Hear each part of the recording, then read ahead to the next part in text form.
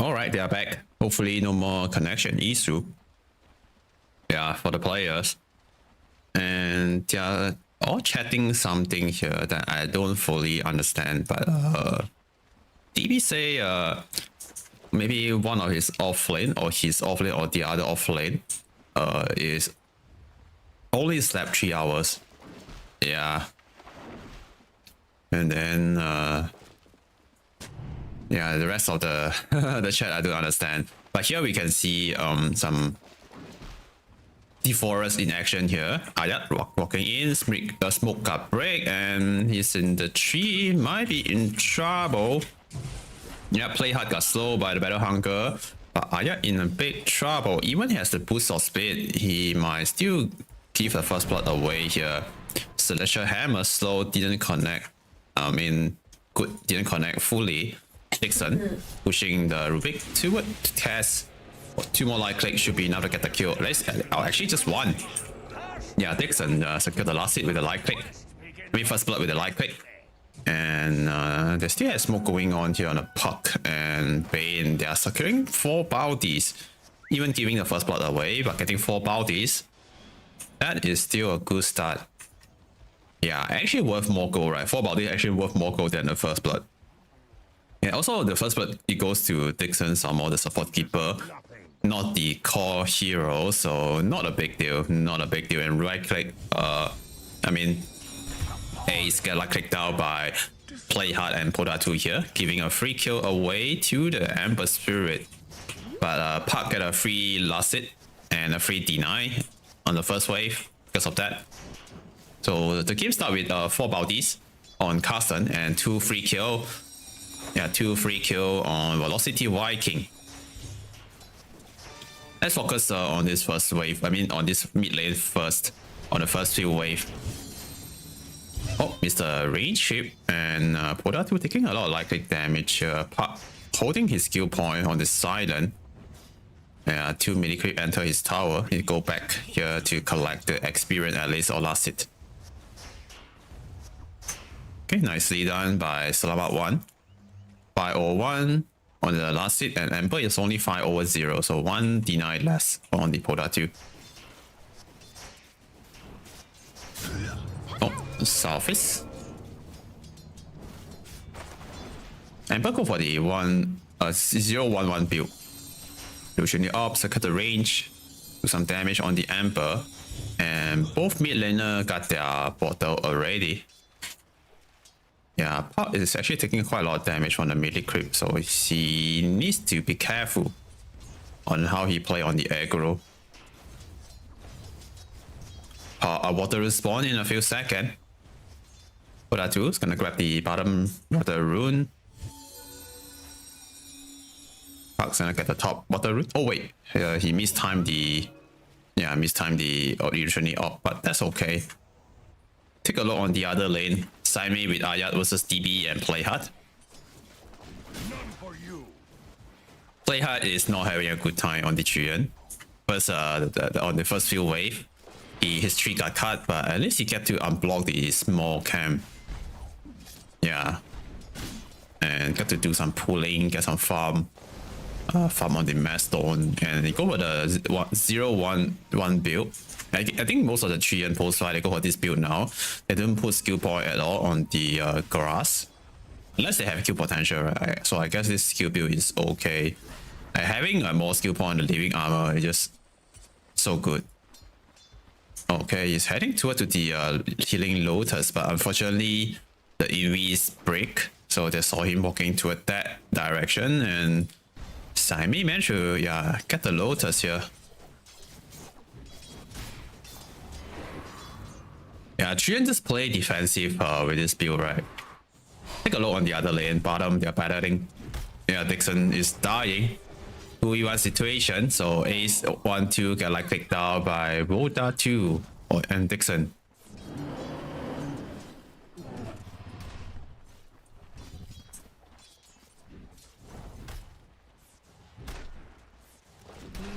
Structures are fortified. Yeah, this is not the best kill lane But here, Chia rotate to a bottom. Maybe they could make something happen now with the Chia rotation, but they need to find an angle to go on the Bane. Also, Bane is not the easy target because he has pretty good base stat. Look at his base stat. Yeah, 30 strength. 30 strength, 30 edgy, 30 intel, and he has almost 800 health. Yeah. Yeah, he has 800 health, I guess, with this Iron Root branch. And Playhard is hiding in the tree. They don't see him yet, but the sentry from Ace 1-2. Yeah, just want to make sure if they can see the Invis Trian running toward them. Oh, maybe they got a glimpse of vision of Trian. Or maybe just me. But now they see him. Now they see him. So this rotation not gonna get a kill. And between DP might struggle a little bit on the top lane. Look at X denies. 27 over 13. So many denies. And they're cutting tree and find him inside the tree. One more right click and they're gonna secure the kill on the cast. Nicely done by Ayat and Saimei. They know exactly where he's hiding. Rubik.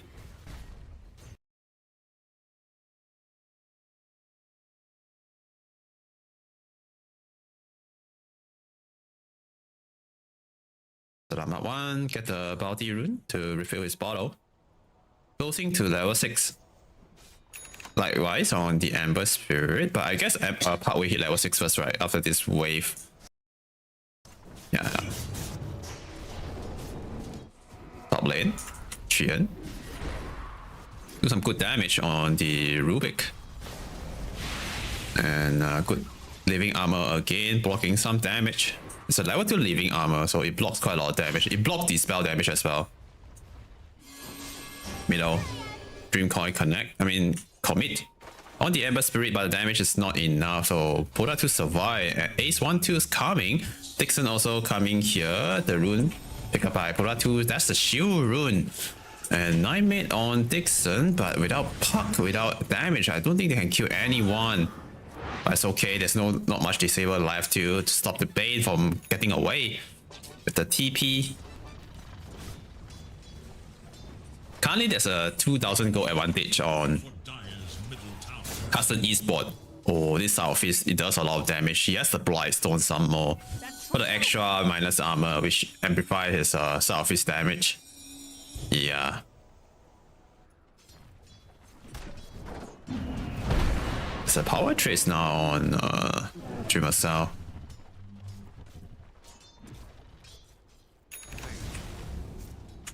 Saimei queuing up the Blade Meal. Well, just the best item right on X. Yeah, Blink Call Blade Meal on the cast. He just he could just one shot the cast in some situation. Yeah. Saimei closing to level 6. Once he hits 6, he has a lot of kill potential.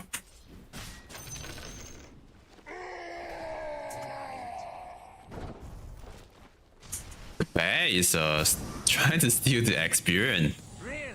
Yeah, I just stood there and yeah, this is so funny to watch. Look at Dixon, he's just trying to like click the bear, but the bear has like 1000 HP. He also regenerating from his spirit link. He could just use a roar, right? Maybe to push the Keeper of Light away. But maybe it's not enough levels. Yeah, 1.1 second. Maybe it's not enough to push him far enough to capture the.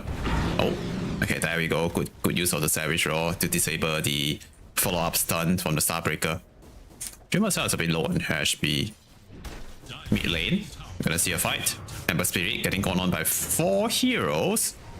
Use all his random to jump to the other side to get the rune. That's the AD rune, pick up by Poda 2. Keeps spamming his outfits here. Dixon wanted to buff his core and managed to give another.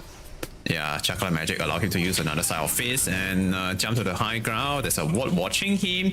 They using a 9-mid on the Keeper of Light, but they realize it's so hard to fight against a Keeper of, this Ember Spirit.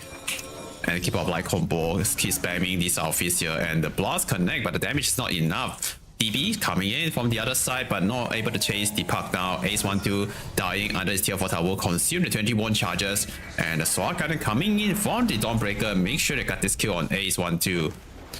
And while they are fighting in the middle on around the rune top, they also kill the Dreamer Cell in the jungle. So two hero down at the same time.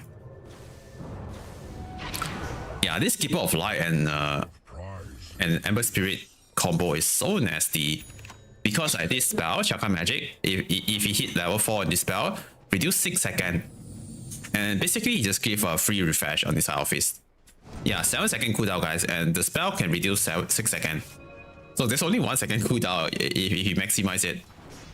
Yeah, it does reduce like all his basic ability. So Ember Spirit, Flame Guard, Chain, all these spells gonna get reduced by this Chakra Magic. Yeah, it's so strong.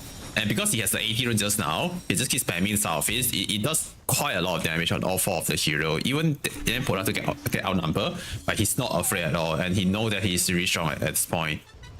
Yeah, at this stage of the game, level 4 South Fist is so strong. 170 HP. I mean, bonus damage plus his base damage, I guess. And he also has this buff from the Bright Stone on his South Fist. Yeah, so he's just so strong. And also like how he wanted to go for the Mace Slayer, also a good item on Ember Spirit. Get to reduce the spell damage on the puck. Having some extra magic resistance is good as well. Womi or Wodatu, only for the Echo Saber. Yeah, I guess that's the build now, right? Or for the Dawnbreaker, just go for the light click build instead of the old school. I mean the previous patch or Scepter build with good use of the Nightmare. That's gonna keep Ace 1-2 safe. Oh, almost drag the Dawnbreaker into the tower range.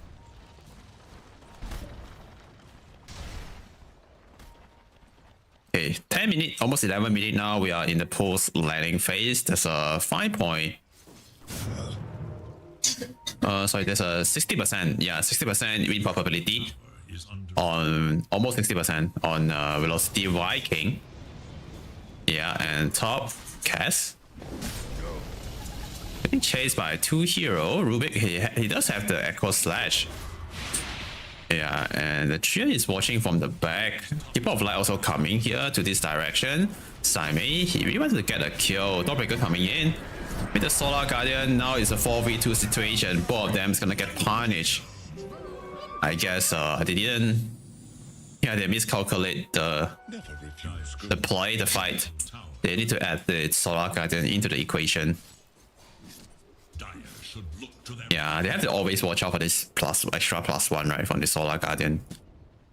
So they need to play with Puck. Maybe use a Dream Coil to get a kill. But Puck didn't get a good power rune, so it's kind of hard for him to make a move. I remember there's a caster once say, you know, for mid later, no rune, no move. Yeah, but that is kind of true, right? So without a good rune, it's kind of hard for Rubik to move sometime, unless he make a TP like this. Yep, towards top. Dream Coin is ready. They can try to burst the Cass here, but Hyper Spirit also enter the fight. South Fist Chain allow the Cass to secure the kill on Bane. They are diving the tier 1 tower. Play hard still level 5 without the OG, but yeah, both the backline hero, they are dying to this Ember. Rubik is 1 spell away from dying, but the slow from the Solar Guardian keeping the Rubik safe for a bit. And trying to deny himself to the hard camp, but still got caught by the South Fist. The range is just in range. And meanwhile, on the other side, Puck also getting slow here on the right, and he's trying to snipe down the Cass, but he still have the Raptor Dance. So, all right, BB. He has the Raptor Dance, so I guess he's fine, and it's kind of hard to take him down without a good disable.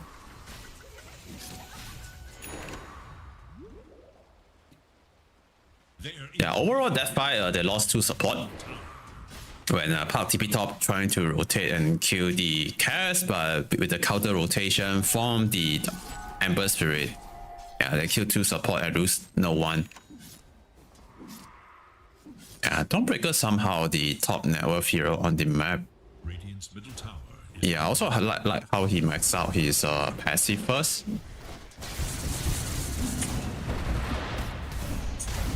Yeah, it does a lot of damage, right, with the light click. Dire's bottom tower is under attack. Oh, Bane in trouble. Getting slow, getting chased, but oh, the dragon cam actually denied the Bane. Unfortunately, no kill for Poda 2. But look at here, 40 minutes shrine. Play hard is here with the invis, trying to steal the shrine. I guess they know there's a triad around. Yep, slow into blast. Saime in a big trouble. Yep, he has the blade meal, do some return damage, but it's not gonna do much without follow up. Without a doubt, the biggest threat is Yeah, they finish him off with the rapid dance, and there's a Mage Slayer now. Oh, it got stolen. Radiant have fortified their Okay, Mage Slayer. I mean, sorry, rapid dance got stolen. Radiant's top tower is under attack. There's a Ascent Distiller too on the Rubik.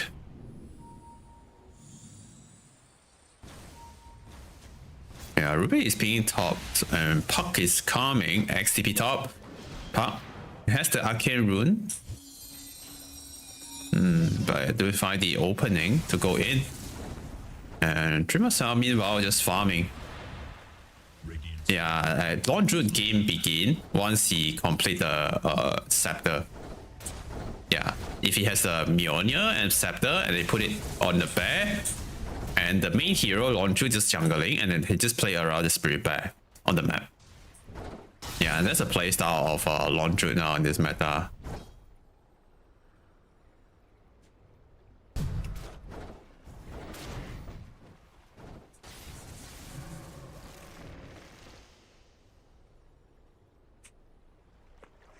Yeah, now you just keep farming and put the bear here to keep vision. Interesting.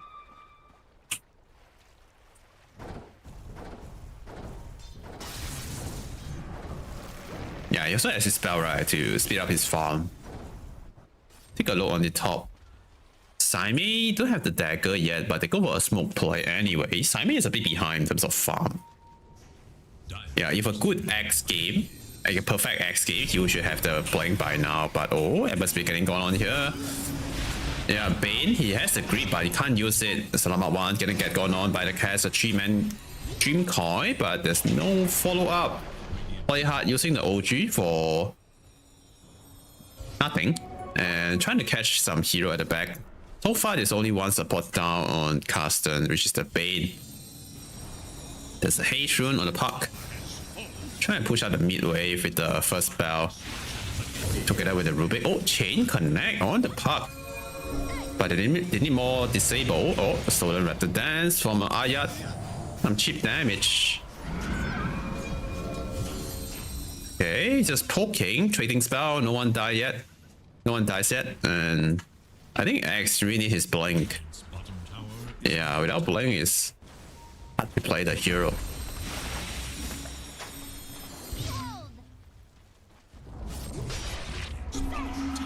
Oh, Saime trying to catch the cast here, but he missed his call. Dream Coin connect, but without the Berserker call, I guess they're not killing the cast. Solar Guardian got stolen, but they're also losing the X. Some sloppy coordination from Carstensz. Yeah, but I think even they follow up with the Dream Coin and Berserker call, even both spell connect together. They still have the Solar Guardian, right? So they can't kill anyone still because of the Solar Guardian from Dawnbreaker. is no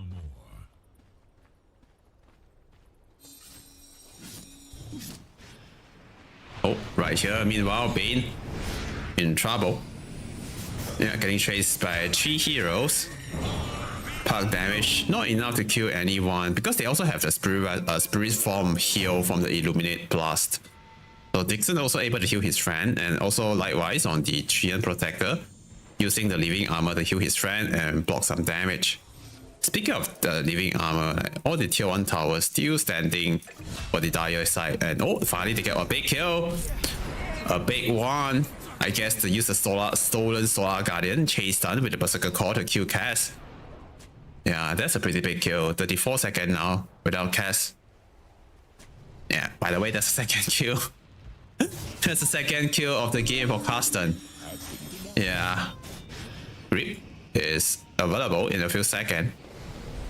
You can try to touch the Emperor here. Start with the coin. And the stolen Soul Fist. Ace 1-2 is gonna cast a grip, a full duration grip. Maybe. Oh, Dawnbreaker coming in with the Solar Guardian and turn and kill the Bane and save the Emperor. Now Rubik is in trouble too. Getting slowed by the Echo Strike. Yeah, it's not able to run away. And now Pup is gonna be the next target. And looks like it's gonna be fine. Managed to join the way just in time. So 2 support down again when they're trying to kill the Emperor. But that was really close, right? That was really close. I think without the Mage Slayer, or maybe the... I'm not sure if he has the Flame Guard activated or not just now. But I think if he does, it blocked quite a lot of damage just now. Yeah, and that maybe saved the Ember Spirit from the Bane. Yeah, bought enough time, right, for the Dawnbreaker to back up the Emperor with the Solar Guardian. And now Trian, he has a really good ops here. I think he's asking his friend to like maybe protecting the ward. Oh, play hard. Found Ayat right here. Slow punch, and that's a dead Rubik. Salamat one trying to help his friend, and just nice. Laundry is around. They were trying to fight this one. X jumping with a good counter initiation, but the OG stopped all the follow-up coming from Carstensz Esport. Bought enough time for the Ember Spirit to rejoin the fight. Salamat one is trying to go for the backline, but Wuratu is kind of tanky. Ace 1-2 control the cast, and but Keeper of Light take the Snipemate away. Laundry still alive, but not for long. Die to the damage from the Dawnbreaker. 2-for-2 trade so far in flavor for the Radiant team, I guess. And overall, I feel like it's not bad for the Dire because they get to protect this Observer Ward on that cliff. Take a look on the fire recap. Yep, they get quite a lot of gold and experience for Carstensz, but they also lost a Laundry in that fight. Yeah, Laundry is the main. I would say I can say it's a win condition. I'm not sure if I could say it's a win condition hero, but also Puck also play a very important role in the mid-late game. But in the mid game, they need the Trian to be useful, to use the bear to do the speed push. Yeah, he also the tower pusher, right? Yeah, without the sprint bear, they are not taking tower at all because of the living armor. Yeah, as we can see, all the tier 1 towers still standing. Yeah, because of this living armor, right? You can keep healing the tower. Now you're just scouting. Oh, I guess the Watcher see play hard running around here. They're trying to like mess with the X, I guess. Maybe steal some of his XP. It's a really good ops. Bane is over here. Ember Spirit is nearby. It's a Manta style. Yeah, Manta style on Cass. Oh. Trying to go on Bane. With a combo of Solar Guardian and Chain. Yeah, that's a good kill.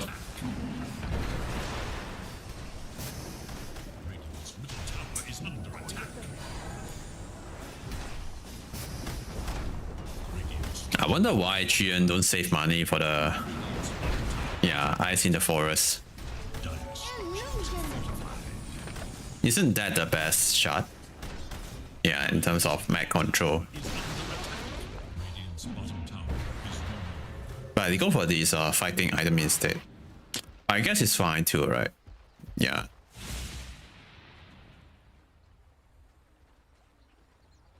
We'll be going for the mecha.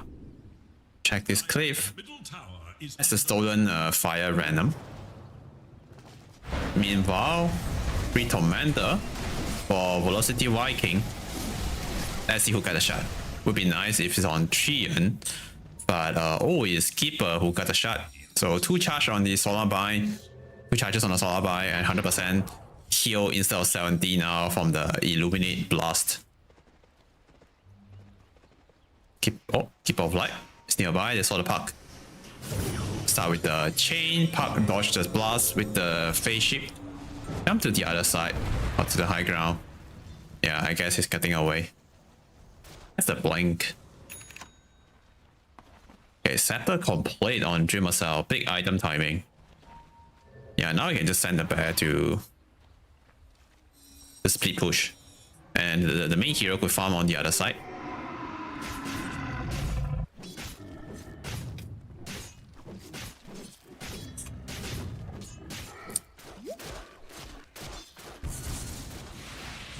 Yeah, the bear can just farm without like any commitment, right? The bear can always be resummoned.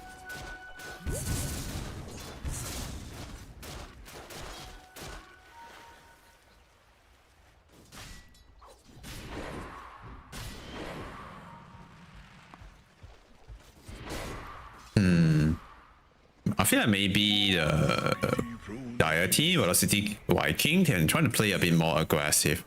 Here, Poda 2 with the Haze Rune, they found Dreamer Cell. Chain into the Solar Guardian. Easy kill. And meanwhile, Qian also found the X over here at the back. Overgrow connect. Yep. Slowing down the X. Still have the lead stage, right, to cancel the TP if he's 1-2. Yeah, well played by Playhard, setting up this kill on Saimei. Yeah, they got 2 big kills in a row at the bottom side of the map. Meanwhile, the bear managed to take this mid tier 1 tower down. Part also really split push top, and I guess he also managed to push the top tier 1 tower down. Yeah, in terms of objective, Carstensz, they managed to get to tier 1's tower, but they lost 2 big core. And the next big play, I mean the good play for Velocity Viking now is to get the Roshan. Yeah, if they secure the Aegis, they're able to get more map control. They're able to play more aggressive. So they're gonna do that right now.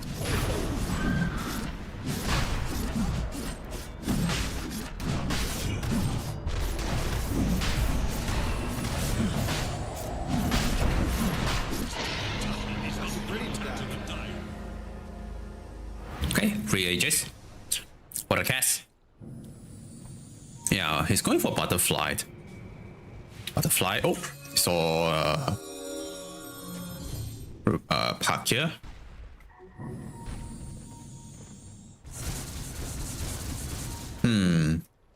I just wonder how Carstensz recover from this game.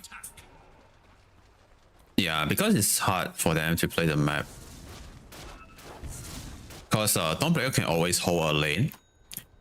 So it's hard for the Spirit Bear to speed push. Because Dawnbreaker can defend a lane and then he also can join the fight with the Solar Guardian. Also like how he going for this build. Orchid and Assault Karas. Or the bear trying to take this tower down. Silent into the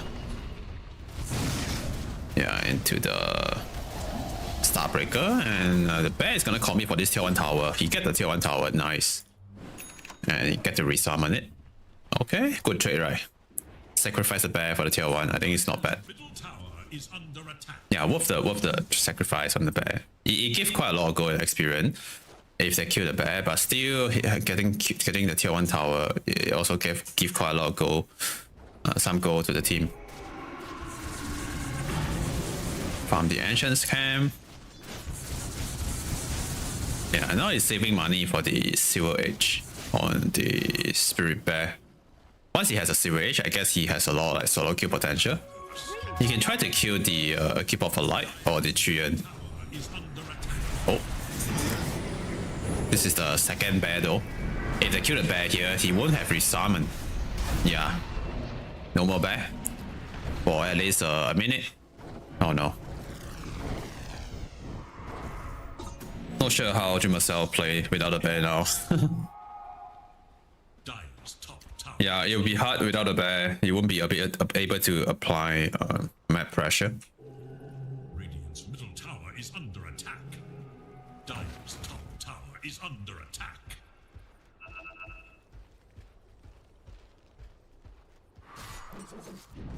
Dire's structures are fortified. That should help. Tower is under attack. Okay, the X make it out. That's a lot of damage, right? Yeah, it's kind of crazy how much damage it can do. Meanwhile, in the middle, and the puck damage. Had the kill on the Dawnbreaker. Ember Spirit trying to get a revenge here for his friend. Dream Coin connect on the backline, keep off the light. Puck has a Parasma.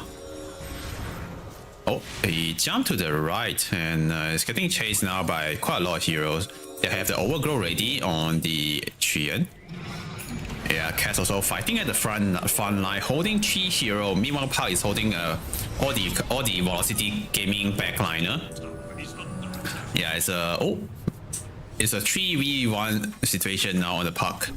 He managed to jump to the high ground and he's trying to snipe down the Treant at the back line. Meanwhile, the front line, X is tanking. He's killing the Cass, but he still have the Aegis. Now it's gonna respawn with the full health and full mana. And Ember Spirit just dancing in front of their face. Zayat is one spell away from dying. Yeah, and right here on the other side, Cass is chasing the Bane.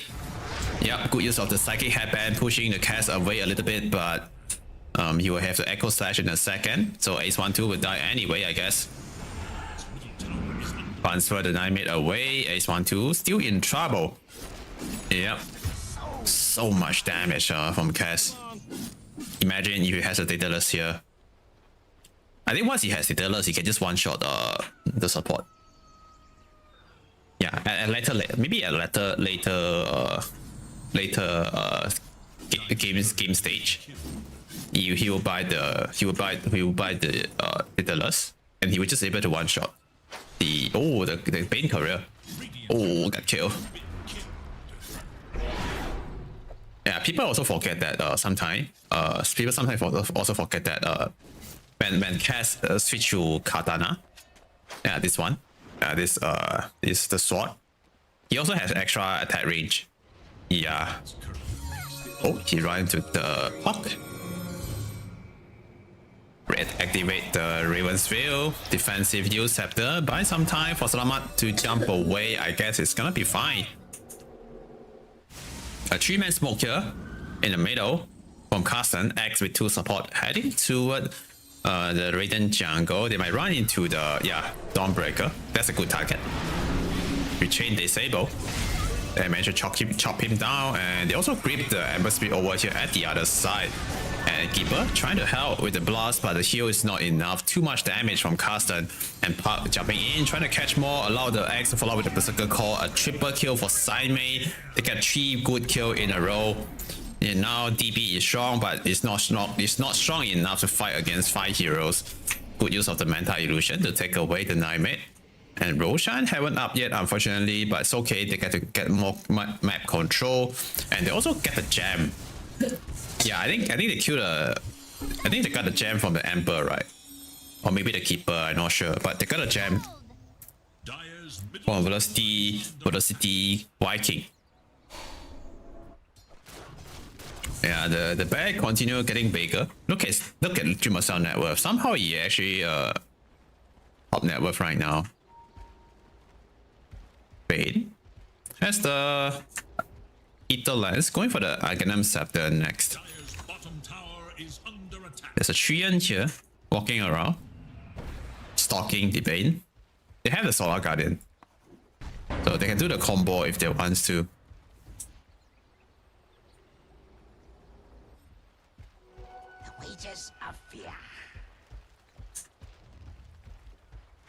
Another 4-man smoke. Oh, but smoke got break by Ember alone. Yeah, that is not the target they want to go on first.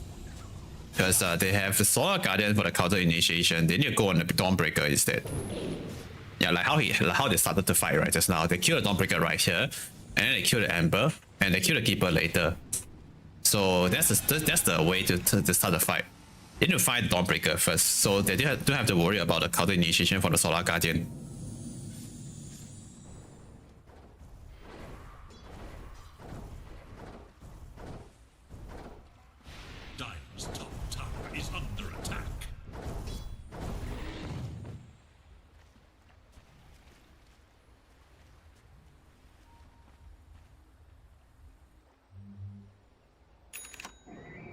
defender down here. Ace 1-2. Tower is under attack. This have a good ops on the twin gate. And meanwhile, Puck. Oh no, it's in trouble. It got silent. He has to use Scepter. Playing in 10 seconds. OG got nicely dodged by the face shit. And first spell jump to the low ground. Oda2 still chasing. There's a BKB on Amber Spirit. Call me a random. Try and chase the Puck down. He has 2 more random to use if he wants to. Meanwhile, on the top. Yeah, Dreamer Cell is going for the backdoor on the tier 3 tower. And there we go. 1 tier 3 down. Resummon is ready. Wow, good job by Dreamer Cell. When when the Puck is drawing all the attention away, and the bear go for the red. Yeah, red dodo, best dodo. And it's about to complete the butterfly. Okay, just did the talisman of evasion. Scanning for enemy. Middle Puck. Playing with the Ember again. There's a Chakra Magic on Rubik. Chakra Magic on Rubik. There's a Guardian Grave as well. Dispel the chain. Roshan haven't up. I mean, it's already up, but it's on the top side of the map, of the pit. Yeah, 5-man smoke together with the bear, and they are heading toward to the 35-minute shrine. So we are about to see a big fight. AD rune activated on Samrat 1. Smoke up break, jump to the back. They found the Keeper of the Light and X1 with the core, and the damage is not enough to burst him down, but the Sword Garden is gonna keep the Keeper safe. The stolen Sword Garden coming in from Rubik. It's not gonna do much. The bear is dying to the Cass and the Ember, and the same as the X, and the Raptor Dance come in. It's gonna get stolen by the Rubik here on 4 hero, but there's not a lot of follow-up after that. 3-man down currently on Carstensz eSport. Salamat 1 can't offer a die here. He need to do the split push. He also has the jam. A good call by Carstensz eSport, but the coordination and the execution didn't turn out as they wanted. Yep, they end up losing 3, and also the Roshan here. Puck trying to play with the vision from the first spell. One more first spell. Maybe he can go for the steal if he wants to. Yep, he's gonna try and manage to stole the Aegis. Good play from Salamat 1, and he might be able to make it out if he timed the blink. Oh no, he missed it. I guess he should be able to blink out here. Maybe. Oh, spaceship dodging a lot of spell left and right. Jump outside to the of the pit, and he's out. Yeah, this is what we wanted to see from the Puck player, and he managed to stole the Aegis. That's a pretty good steal. Yeah, and that Aegis steal actually bought a lot of time. Bought a lot of time for Carstensz, and the bear can keep doing the speed push. There's a Dawnbreaker on the top. Yeah, that's the hardest part for the. I mean, this is the hardest part for the non-drip bear this game because of this Dawnbreaker. He's gonna constantly holding the lane. Oh, there we go. Dawnbreaker is here. That's a signal for the bear to go for the red. X also drawing some attention away, but look at the bear is taking down the Rex top. Doesn't matter if the X dives, they're losing the Rex here. Bane also nearby, ready to use the grip. Yeah, if everyone wants to TP back in, this is a really good game plan from Carstensz eSport. I wonder which tower they're gonna go for now. Okay, they're picking the tier 4 tower, but meanwhile over here at the bottom, they commit the banner. They're taking down the bottom Rex, the bottom tower. Look at the bear sitting at tier 4. The tier 4 is a bit tanky, quite a lot of armor on the bear. I mean on the tier 4. The bear goes into invis. Oh, trying to kill the Dawnbreaker. Does it have enough damage? Oh, it looks like it does, and the bear is solo kill the Dawnbreaker, and now it's continuing hitting a tier 4 tower. But this butterfly, all this evasion, blocking all this tower shot. I'm not gonna switch my camera away, guys. I'm not gonna switch my camera away. I'm gonna keep watching the bear until he dies. Yeah. Okay, Cass jump in. Savage Raw, dispel, fear the Cass away. They have the dust, they see the bear, but can I kill it? They're gonna try. Okay, finally they take the bear down with 2 heroes. But the bear kill a Dawnbreaker alone by itself. Yeah, and now he has a resummon. So that's the beauty of this hero, right? He can just commit. He can just hard commit with the bear. And then even it doesn't matter even if the bear dies. He can always resummon. And he also has the. I used to have a talent that give him like minus, I think, I'm not sure, 15-second or 25-second cooldown on the summon. Yeah, that's the OP version of the Laundry before this patch. But now it's more balanced. The Laundry Bear is the cooldown is 2 minutes, so it's quite long. Oh, they're coming for the bear. Savage Raw, dispel the chain. Yeah, the bear also move quite fast. I guess now Dreamer Cell wanted to push from the bottom, so they could take down another cell of Rex here. Yeah.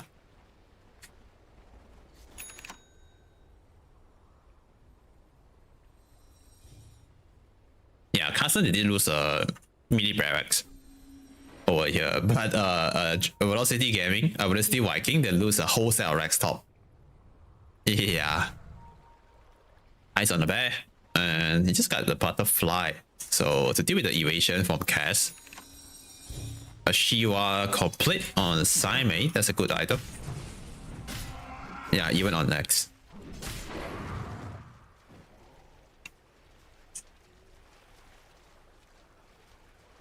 He's a bit low on net worth. Yeah, but that's okay, right? You just need to get a good berserker call. Oh, might get a career kill. Ooh, there's a Hex South 5 inside the career of Keeper of Light. Now it's gonna get delayed for 2 minutes. Yeah. X continue pushing on the bottom wave. So the bear maybe can go for the tier 2 here if he wants to. Meanwhile, Puck just drawing all the attention in the middle. Oh, Puratu. Foul him. As for with the likely damage, the defensive use scepter buy some time for the Puck to blink away. Yeah, I guess the Puck is out. And Trian trying to catch him, still have the overgrow ready. And there's a lot of heroes chasing the Puck, and Puck's still alive. And X draws some attention, buy some space, bought some time for the Puck to jump away, and they managed to kill the Amber Spirit with the lightning from the bear. The bear is killing all the heroes at the backline one by one, and he's got an ultra kill. Can they get Rampage? A beautiful call from Saime. Allow the bear to keep going, and there we go. Rampage for Dreamer Cell Bear. And the double G drop, the dieback on the Amber Spirit. I almost feel bad. Oh, Dreamer Cell on the Spirit Bear and Puck and the X. They're just going in like one by one. A second layer of initiation from the X allow the bear to just snipe down the heroes at the backline and then just kill everyone in the game with a beautiful rampage on the Spirit Bear. Carstensz Esports take this game number 1 of this best of 5 grand final series. Wow, what a way, guys. What a way. What a way to start off this grand final. But we're gonna go for a quick break, and we have Tautrus joining me later in the rest of the game. So stay tuned, guys. We're gonna have another great caster coming in. We're gonna have more great game coming in later. So stay tuned for more great Dota.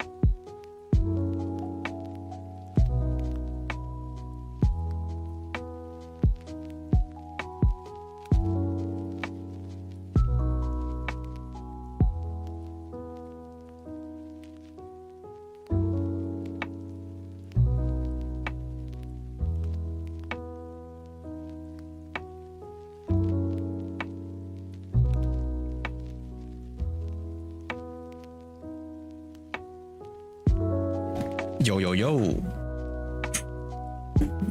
Hello hello.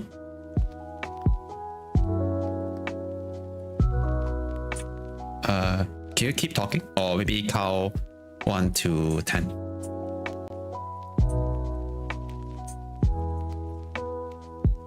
Nice, nice.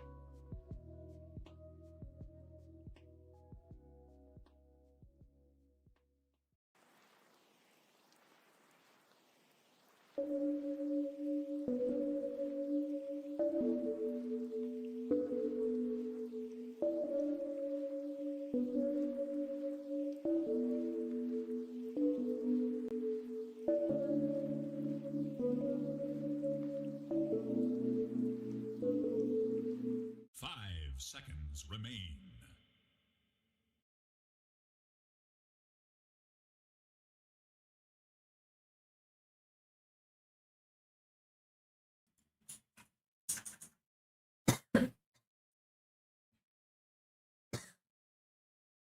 Yo, ladies and gentlemen, boys and girls, welcome back to the second game of the grand final, Velocity Viking versus Carstensz Esports. As you can see, the first game, it goes to Carstensz with the Cocaine Bear Dreamer Cell styling on that hero. And here on the second game, we have Tautrus, a wholesome caster, joining me together on the show. And hello, Tautrus. Hello, Yuhang. Always a pleasure casting with you. And of course, we have a newcomer in the form of Carstensz. I mean, well, of course, they're not a newcomer as far as the organization is concerned, but Dreamosel making his re-entry back into what I can consider a serious team alongside Saime, Salamat, Ayad, and Ace. And then you have Velocity Vikings, the former Verosia squad, who aren't really playing with CJ, but DB has been holding his own on that carry position. Yeah, I guess they also have some stand-in on their side. Used to be, is it Juju supposed to play on the post 5? Am I I'm not sure, but Playhard is standing in for Velocity Viking today. But they do have a stand-in, and I recall you also pointing out that both of these two teams are invited directly to the close qualifiers for EWC. And I mean, when I take a look at the EWC, some of the actual contenders at EWC, you have Grindback, you have Yangon Galacticos also playing, you also have Team Ivory, so who now have Mac playing in their lineup. So it is perhaps the most competitive qualifier that I've seen in a while. And that's just the open qualifiers that I'm looking at. When you take a look at the close qualifiers, all of these teams fighting for one single slot, that angers me, Yuhang. Why is there only one slot? That's that's something I've been thinking of ever since the announcement came out, and I can't seem to get rid of my feelings there. Yeah, that's why some C player they move to other region, like Ghost, the previous Nigma Galaxy carry player. He moved to NL region to Gamer Legion. It's make a smart move, so he almost guaranteed his slot to TI through the NA qualifier, also or maybe through the EWC qualifier, and also some of the C player moved to Europe region as well. Yeah, I'm happy to see a lot of good team they form up to play the qualifier in the C region, which means like the game is not dead yet. Well, the game is not dying. Yeah, contrary to what people are saying, or rather what people believe. But let's take a look at the draft. Velocity Vikings, they come out with the Viper as the first pick. This is normally not really a first pick hero, Yuhang, right? Yeah, I mean, it's supposed not. to be a flex. It's supposed to be in a situation where you come out trying to block out what the other side is trying to do. But Carstensz will just pick around it. Now, they haven't picked up a mid lane hero quite just yet, unless Salamat is going for his mid lane Snapfire. That could be the case. But Mars plus Snapfire has also always been a very classical combination for that off lane. That's true. They have a really good synergy together with the minus armor from Liu Shadow, or even with the magical nuke damage from the Snapfire together with the Mars Q and W. It does a lot of damage. Has a lot of has very high kill potential in the lane.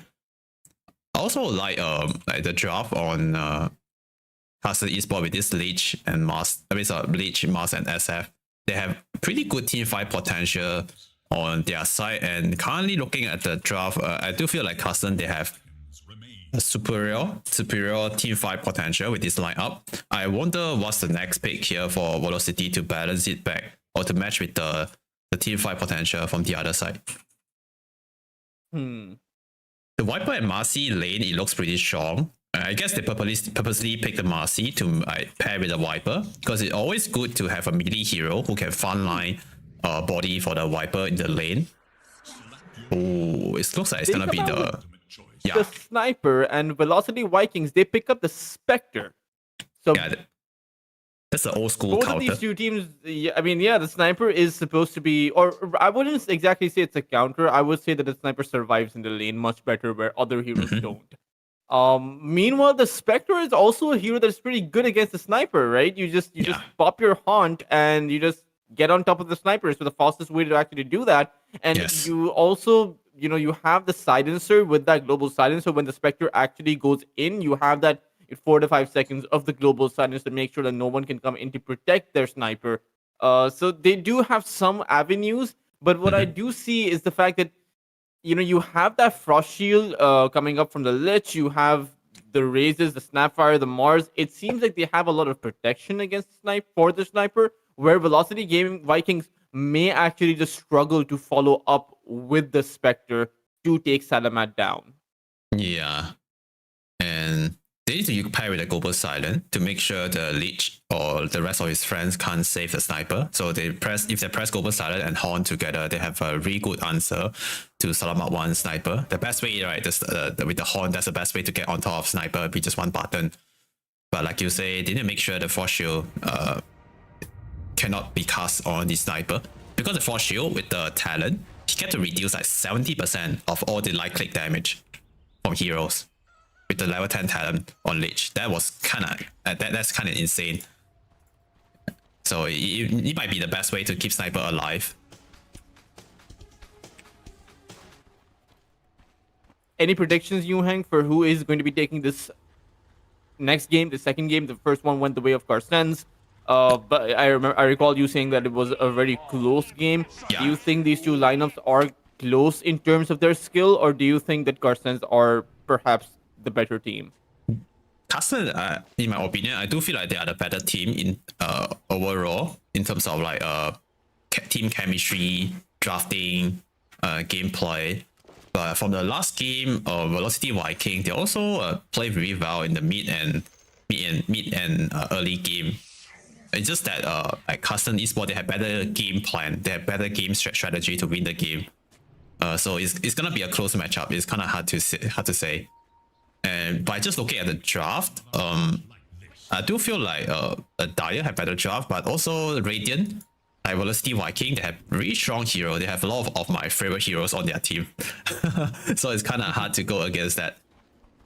Oh, DB is gonna get spotted out. I have a feeling DB is pretty much dead here. Just gets speared to the tree and will fall. Dribblesol actually got the kill, so that's kind of not the start you want if you're Velocity Viking. And giving the extra free souls to the SF, you also gain like some extra. You get 6 bonus damage to start off the game. Yeah, that is not the first blood you want to give away. To heal like SF some more.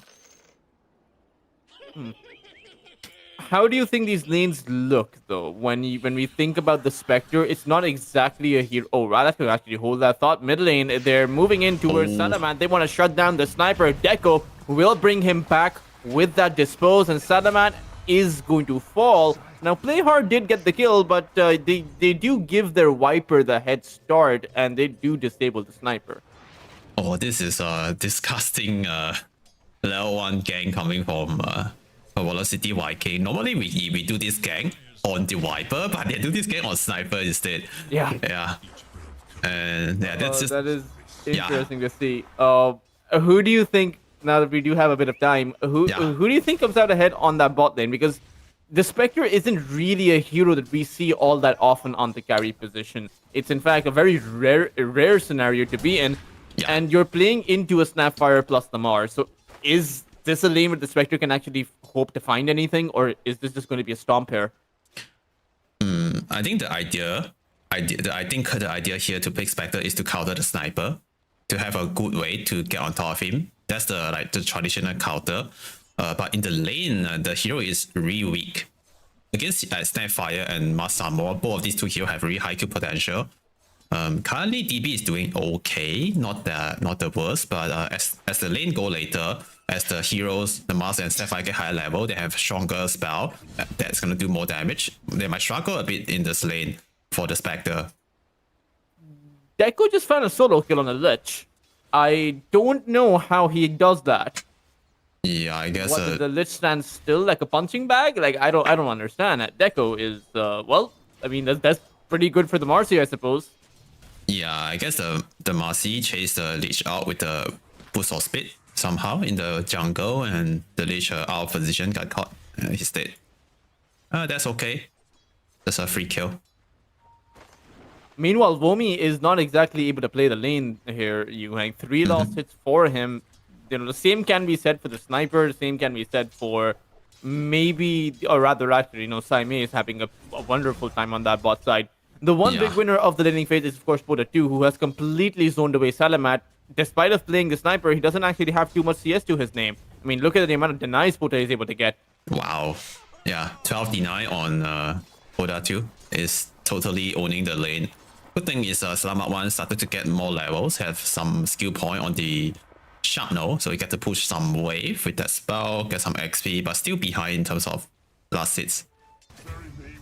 And oh, the Spectre DB, he is trying to hold his position, went back for Ahia. That is not the play you want to make. You just want to run away in that position, although I don't think he would have made it very far. Saime ends up with a double kill, and Carstensz, sure, they lost their Lich, sure, they lost a sniper early on, but the way that they are dominating this bot lane, and you know, you said it, the Spectre, he's a pick that's designed to take out the sniper, but what if he's not exactly in a position to do so? What if he's just behind in the game? yeah, that's the thing of the that's a problem for this hero. That's why people don't pick Spectre now in this meta, because the hero is not so strong in the lane. If he has a bad lane, it's kind of hard for him to transition into the mid game. Even he's a good counter to sniper without like good net worth, he won't be able to do much to the sniper. Salaman goes down once more, and Ace 12, he is going to be the second casualty. Pota 2 ends up with a double kill. It's an interesting dynamic building up in this game, where the bot lane for Carstensz is going really well, but the mid lane, quite frankly, is a disaster, with the sniper having 8 CS, having gone down twice. The support who shows up to help him also falls, and you are playing with the Shadow Fiend, Yuhang. You're playing with 2 very greedy cores here, so the Mars, you can give him the best kind of start, right? But I mean, even Amar would have his limits if the rest of his team isn't doing too well. Yeah, but overall, I guess Carstensz, they are winning 2 lane and losing 1, so I guess that is still fine. But maybe SF top. Yeah, Dreamcell is, you know, I think they heard you there about to win that top lane as well for Velocity Vikings. Womi going in with that whirling death. Aya does come in with a Fire Snap Cookie, and Womi is going to fall here. 1 Fire Blast, or rather 1 Ice Blast would have done the trick, but Salaman goes down again. And that is a dead carry, a dead mid lane hero for the 3rd time. And I'm not exactly sure of who's coming out ahead, but it's certainly not Carstensz as far as their carry or mid laner goes. Yeah. So Sniper did get the kill, but he didn't gain any experience from killing the Viper. He only gained the extra gold from the killing spree. So that is still a good trade for Viper in the mid lane. And now he's level 6 on Pota 2, which means he has higher kill potential with the Viper strike. But I guess he made a mistake just now, maybe overplay a bit too much and give his life away. Oh. Okay, DP, got a big kill. Gets a kill on Saime. Meanwhile, Playhard also goes down, so Saime got a solo kill there, but you do give a bit of recovery away to DB. Yeah. Salaman is level 4 on the Sniper versus the level 6 of the Viper that you just pointed out, so he really can't play the lane. He's just forced to shrapnel creeps here. Shrapnel neutral creeps. That's the Sniper now. Yeah, and Marcy just lurking here and stealing his experience. He also has this Clifford watching his farm. Yeah, the Sniper can't enter to the lane anymore because this Marcy just constantly looking for opportunity to kill the Sniper. And with dispose and stun from the rebound, Sniper will be dead. Plus with the +1. It's not even just the fact that they want to kill the Sniper, right? Just the fact that Deco is there means that the Sniper can't hit creeps. Meanwhile, bot lane, it's another play. It's towards DB, but Ahir is in big trouble. Should fall first. And let's see how many heroes Carstensz can take down. In fact, they're not really planning on taking down any. They just want to run away from this position. Can Ace make it out with Deco hot on the chase? Deco will be getting hit by the spear and will go down. Meanwhile, Playhard will be able to secure himself a double kill on both supports. And with only one support lost, I would imagine that is some space created for DB. Yeah, I think that's a good trade. And any kills here in the lane, and without Spectre dying, just give Spectre early level 6. With early level 6 on Spectre, he has a way to back to the game, is to getting a kill with his horn. So the sooner he gets his level 6, it will be better for DB here. Yeah, as level 7, I mean level 6 before 8 minutes, that's pretty good for DB. Oh no. Oh, the Sinister Gaze locked him down. The spear is going to be the guarantee that they will take DB out. You're playing a Silencer position 5, so despite your best intentions, you can't really help your carry. Yeah. Like, he can't do anything to save him. Meanwhile, topside, it is the Sniper as well as the Shadow Fiend, and the few quick raises will be enough to take Womi out. And the same can be probably said for Deco. He really can't do anything to save his Timber. If he is caught out, he would just be giving up his own life as well. So a lot of back and forth this game, to a total of 18 kills. Just 8 minutes in, and it seems like it's not done so far. Saime is in a bit of a bind, but is unlikely to actually die.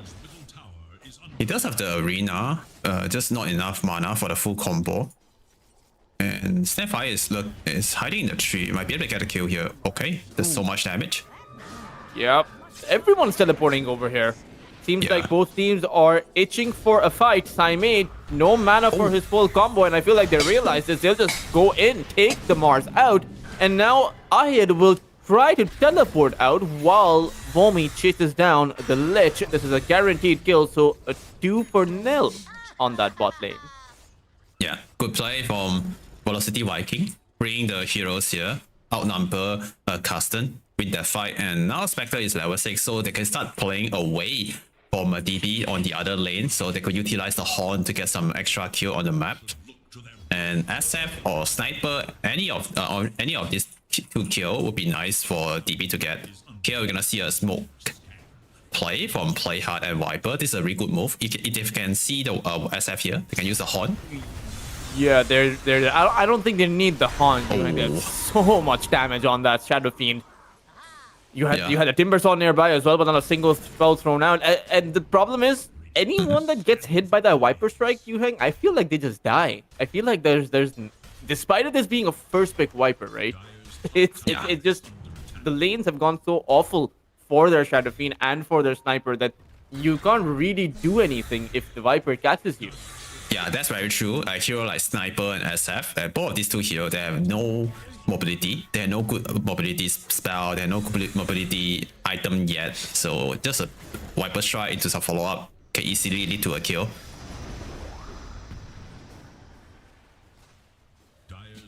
Okay, good use of the rebound.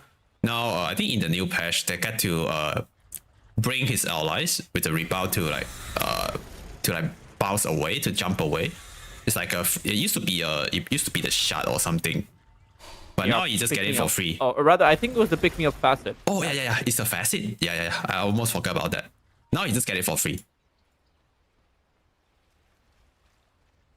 Bot lane is a bit of back and forth. Saime should be able to take this tier 1 tower down very early on, or rather, I wouldn't say it's particularly early. 11 minutes is not that good of a timing, but the mid lane tower for Carstensz has already fallen. Meanwhile, Pota 2's the TP is going to be spotted out. The Mortimers will start flying out, but Ayed is going to get sniped away by the Spectre. Now that both the Mars and the Snapfire have been taken out, the third casualty is going to be Ace. All the meanwhile, Velocity Vikings have not lost a single hero. Even Vomi will take out Salamat. Wow, that almost a solo kill. And that's a really good use of the Spectre Horn. He instantly jumped to the Snapfire, who casting the ulti at the back line, and then he delayed the Snapfire ulti before the full ulti damage comes up, and that saved Viper. And they also like give the kill for Viper, I mean to finish the Mars. And the extra illusion damage done in the Sniper in the mid lane also allowed the Timber Saw to finish the Sniper kill. Oh, so much damage. Yep. Just Yeah. the right clicks. Turned out to be enough. They need to wait for the Mars blink, and then maybe they need make a move with the smoke to like stabilize the mid game for Carstensz, because right now the lane is not so good for Carstensz right now. All this lane got broken by all this good rotation for Marcy, and Viper continue getting stronger. He also going for the BKB, which is a solid item choice that's gonna counter the Snapfire and Marcy combo. Also the Chain Force, it's gonna block most of the damage. So BKB is definitely the smart choice here for Poda 2. Do you think that the mid game transition will be a lot better for Carstensz, considering you do have, you know, 2 physical DPS heroes, a sniper plus the Shadow Fiend? Yeah, they do have a really good mid game potential for Carstensz. If the Mars get a very good blink timing and make some good kills on the map with the smoke. And right here, they are trying to gang the Spectre. They saw the Spectre dagger leftover animation. But, despite of the fact that the Spectre hasn't really had a good lane, or I don't actually know if he's had a good lane or not. He's 4-3 and 4. He's had 4 kills and 4 assists. So he had a very chaotic lane. May not have been able to focus too much on CS, but he has that Sacred Relic, you Hank. 30 minutes in. It's not the best timing, but it's not that bad if you're a Spectre. Yeah, it consider okay. 30 minutes with Sacred Relic, he might have a Radiance by 15 or 16 minutes. Okay, top lane. Top side, First the blink Mars, reveal. that's the reveal of the Blink Dagger. It's directly on that Viper. The global silence does come out, but in the end, the right clicks coming out from Dreamocell are a bit too much. The Viper will eventually fall as Deco makes a play towards that mid lane, but the Snapfire was ready.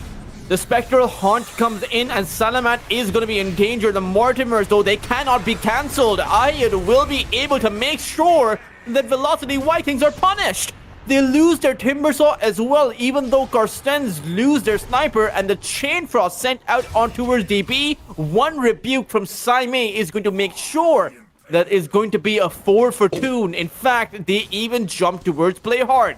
They will let the Silencer live, because who cares about a Silencer? Yeah, I can see Snapfire was preparing for the counter play to save Sniper from the Horn. Despite with the good preparation, still not enough to keep the Sniper alive. They still have Global Silence to like stop some custom hero using the spell, but Mars make a really good play from the top. They kill the Viper and he move right after that to the mid lane. And somehow they still make a good trade for Carstensz, but they need to keep the Sniper safe next time, because Sniper is one of the most important puzzle for this Carstensz draft. And SF is a second light click hero on Carstensz. They also need to get SF to involve in some fight later. Maybe he need to wait for 1 or 2 more items before he get involved in all this fight. But so far, Carstensz, they are playing with their item timing really well, especially the Mars blink timing. And they're about to make a move here at bottom. Saimei is going to get, or rather, actually, I don't know who's doing the catching there. Deco will just run into the Mars and will fall. Meanwhile, Saimei will just teleport away back to his fountain. And so it will be a 1-0, although Marcy is not exactly the biggest kill there. Yeah, not the biggest kill for sure, but they got a kill and they got out safe. That's still a win, small win. Lich on the top. Also, we can see just now the Frost Shield block a lot of damage from the Viper. Without that Frost Shield, I think the Mars would be dead just now. Because the Viper Strike also disable the Mars passive, and which means he take full light click damage from the Viper. But because of the Frost Shield, the Mars can outlast and TP away. It's interesting, the Frost Shield, when you hover above it, the spell icon, it says pierces debuff immunity, allies yes, enemies no. That is effort from Valve, Yuhang. Wow, I've never seen that. Normally it's just yes or no. Yeah, when And you there's point it out. 10% chance it's just wrong, but this is like a full sentence for us. I feel so loved. Yeah, I didn't realize that until you say it. This small detail, right? So much effort from Valve. Oh, Arena, it comes out, but the global silence will prevent any follow-up. Viper Strike was also sent out towards that sniper. They do cookie him backwards, but DB, he's now in with the haunt. Salamat will go down, and Pota 2, he's in the perfect position, but Dreamosal comes towards that backline with a Requiem, and now Pota 2, he will be the one to fall as well. A 3 for 3, 2 cores still alive for the side of Velocity Vikings. They will be able to make it out with those 2 cores, so at the end of the day, just in terms of numbers, I would say the Velocity Vikings get the better of that exchange. Yeah, I think so too. Let's take a look on the fire recap. Yeah, it looks like they're getting more gold and experience on Velocity Viking. With the perfect initiation from the counter initiation from the Global Silent, he stopped any follow-up after the arena and allowed the Marcy to jump in, get a good rebound on 2 or 3 hero, and then burst the sniper down. But Dreamosal comes in from a very good angle with a Requiem, and he clicked down so many heroes, but unfortunately they're running out of disable. They couldn't kill the Spectre and Timbersaw.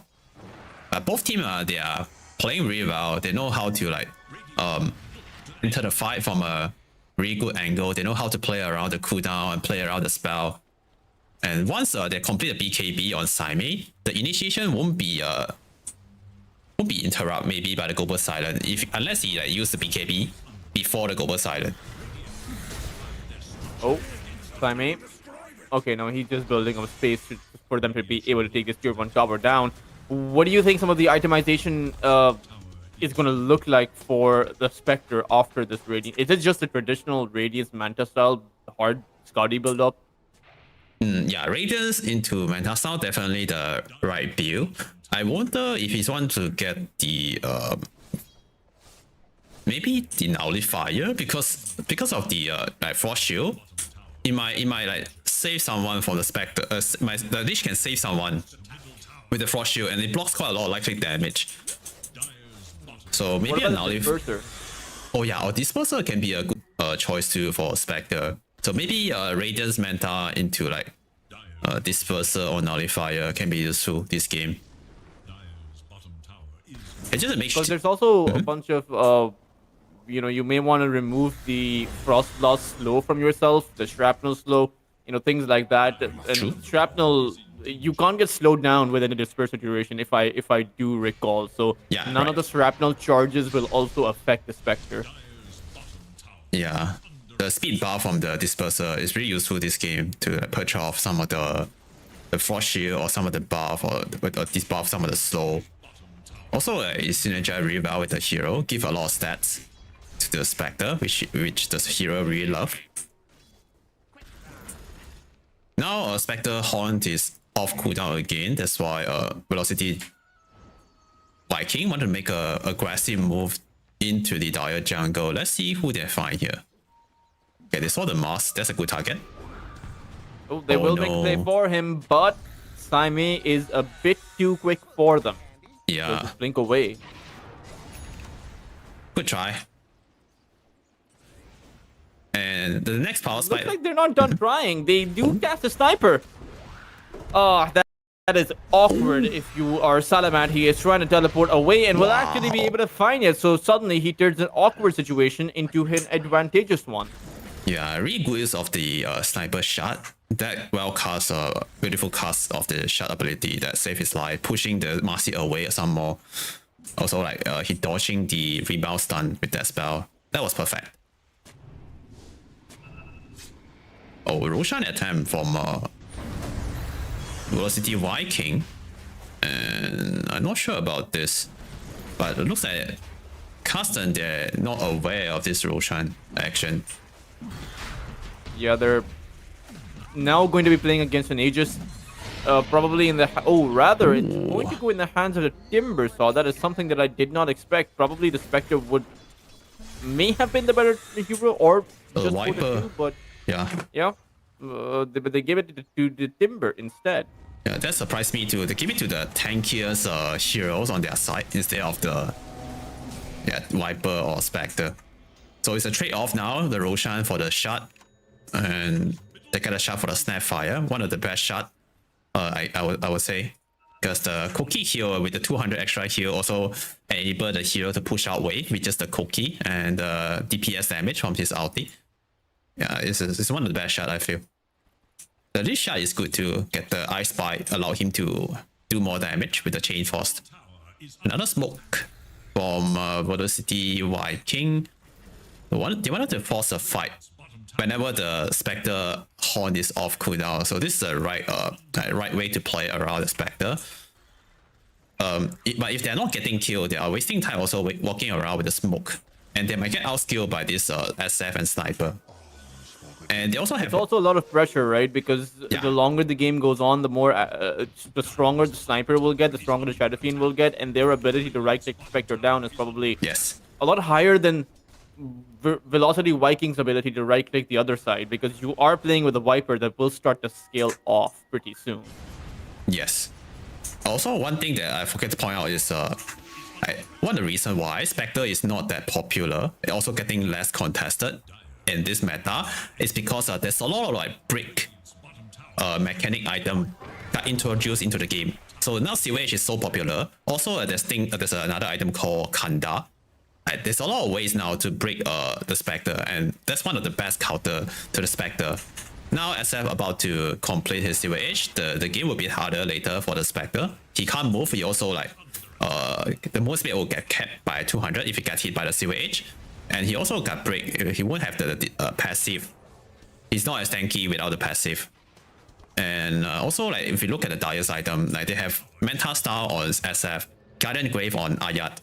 So they have a lot of ways to deal with the Global Silent now. So I feel like Dire could just look for a fight. Oh me. He is in a very awkward spot. The Whirling Death will cancel away all of the trees so he can Timber Chain downwards. So that is a dead Sniper. At the end of the day, they can't protect him. The Frost Shield was used for the Lich himself. Saime is going to come in with an Arena that catches out that Timber Saw, takes away his first life. I don't know if I can call that a victory for Velocity Vikings, giving up your Aegis for the Sniper.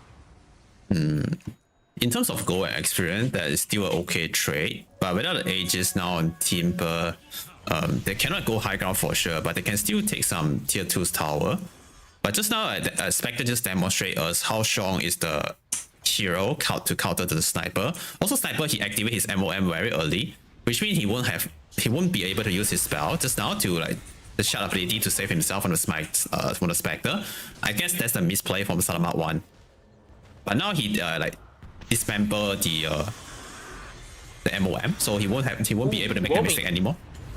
Very quick on his BKB, is able to activate it as soon as Saime goes in, who in turn has to activate his own BKB. No Arena up though, so and there is the Global Silence, so you don't exactly want to jump in just like that. There's no Requiem either. Yeah. The best target to jump now is to jump on the Silencer to kill him before he could use the Global Silent. That's the best way for Carstensz to start off the fight. They also need to play around with their BKB and Arena cooldown.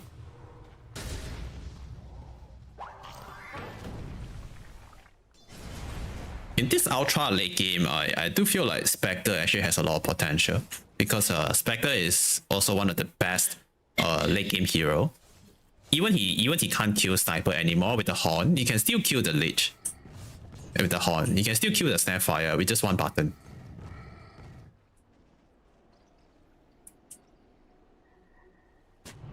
Oh, this also... The Sniper is only 10,000 net worth, right? He's very far behind the rest of the cores in this game. How do you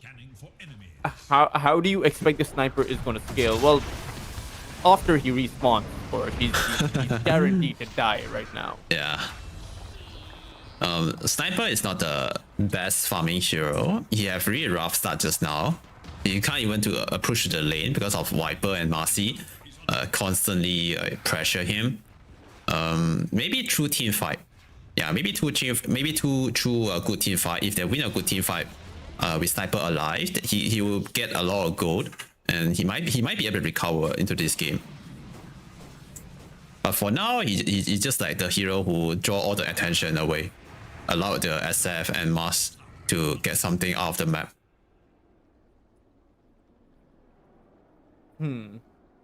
This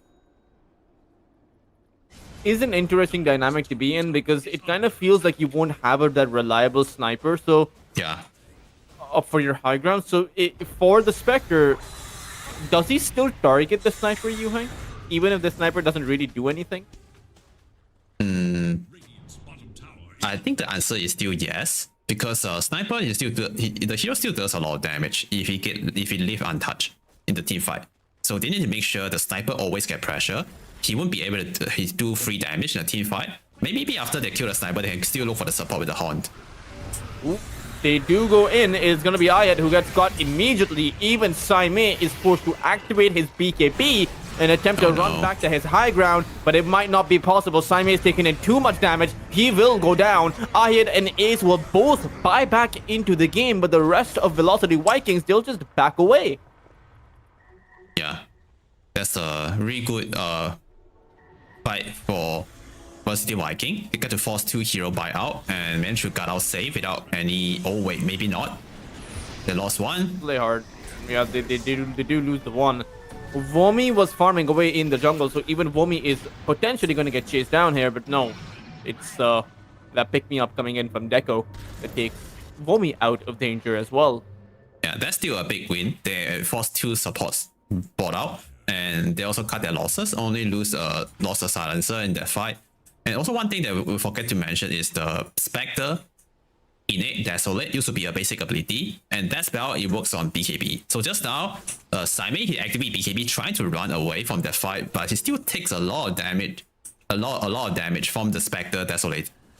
Yeah, and that's one of the highest damage spell for Spectre because it pierces to BKB and it works on all the illusion, which means that all the illusions gonna do extra 75 pure damage for now.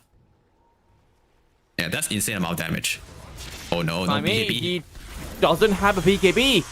On cooldown for about 9 seconds, and well, can't really make your way out if you get caught against a Viper like that. So Saime goes down again. Oh no. And that is tricky. Velocity Vikings now have a 4,000 to 5,000 net worth advantage, and Carstensz are choosing to fight without their Mars. However, they might be able to take out Womi, especially with that Silver Edge. Yeah, that's a quick kill for Dream Herself, for Carstensz. They also get to steal the gem. tower has fallen. Yeah, away from the Timber Saw. That's a pretty good execution. Quick finger, quick reaction from Snapfire and SF. Now they might need to play around the SF a bit more. And since there's no global silent, maybe they can make another aggressive move. Oh, Viper Strike comes out. DB, they go all in for that Shadow Fiend, who's able to throw out his Requiem. Pota 2 will go down. There is no Timber Saw. There is no one to tank all of this damage. And they've only been able to take out one measly Snapfire so far. DB trying to take out Salamat. And even though he's successful, that's not good enough. There's going to be an arena that comes in from Saime, and that is going to be an entire team wipe. 30 minutes in, Carstensz, they mitigate the entire disadvantage, or rather the entire advantage the Velocity Vikings had built up. Dreamer Cell on the Shadow Fiend, that's a really strong hero. He just stood there and click down and outfight all the hero who goes on him. The Marcy bring the Viper to him, activate the BKB, trying to kill Dreamer Cell, but we just pop a Manta and just stood there and click and kill everyone in sight. And then the Spectre trying to go on the sniper just now, but without the help of his teammates, he's not able to finish the kill. End up dying at the end. Oh, Ace 1-2. Should die to the Timber Saw. Yeah. Ace is pretty much dead. Silver Edge break comes in though. It is also Dreamer Cell, you know, he just holds his position like you mentioned, just stands his ground and right clicks everyone down. And doesn't even have a BKB, mind you, but there's and this is something that I perhaps forgot to talk about. Weeper has forgot to talk about. There's no real stun on the Radiant side. So how do you stop this Shadow Fiend from just right-clicking you down? The only stun available that I can see is that rebound. Yeah, and I feel like he might need to use the rebound to pick me up to bail someone out or bring someone away from the SF, because I feel like they need to ignore the SF first and go on the other target. Because SF is so strong, he does a lot of damage, and now he don't even have the Daedalus. Imagine he have a Daedalus, he can just like 1 or 2 shot the silencer in the team fight. Even the team also has a heart. He's still kind of vulnerable, I feel, to the SF. Do you think the heart is the right item here though? Because I mean, there's quite a lot you could go for. You could even go for a Crimson Guard for your team if you know, yeah, against that physical damage, and you could go for a Shiva's Guard, something like that. Yeah, I would prefer Shiva Guard. Oh wait, hold that thought. Big fight coming. But a dude jumping right in is clearly not the right idea. He's just gonna get taken down immediately. DB once again towards Salamat, but this time around, there's gonna be the gaze that holds him back. He'll turn around on towards Ace. Dreamosel also taking in a fair bit of damage. That Chain Frost comes in alongside that Arena. It doesn't really catch much, but that Chain Frost, it takes away everyone. It's only now Vomi as well as the second life of DB to come back into this. Dreamosel this time around may not be able to hold his ground. He will get popped by that Timber, but the rest of Carstensz, they are still trying to fight back. Is just not going to be good enough. Salamat is going to be abandoned by Saime, and that will be 4 heroes, or rather a triple kill for Vomi. Yeah, I think this fight without the Aegis, it surely is gonna be Carstensz winning this one. Because of this Aegis on Spectre, bought some time for the Timbersaw and Spectre himself to turn the fight. But just now we can see the damage output for SF is so insane, so much. And if they just play around the SF, imagine if they can keep the SF alive a bit longer, I just 4-staff on the SF, push him away from the Timbersaw Chakram. I feel like Timbersaw might be able to stay alive a bit longer, and the fight will be different. But Spectre also getting more and more items now. He has a Butterfly, which is a pretty good item this game, against 2 like hero. SF and Sniper, so both of them don't have a true strike yet to deal with the evasion, which make this item choice a really good choice for DB. And I'll back to the point you mentioned just now, is the heart the right item on Timbersaw?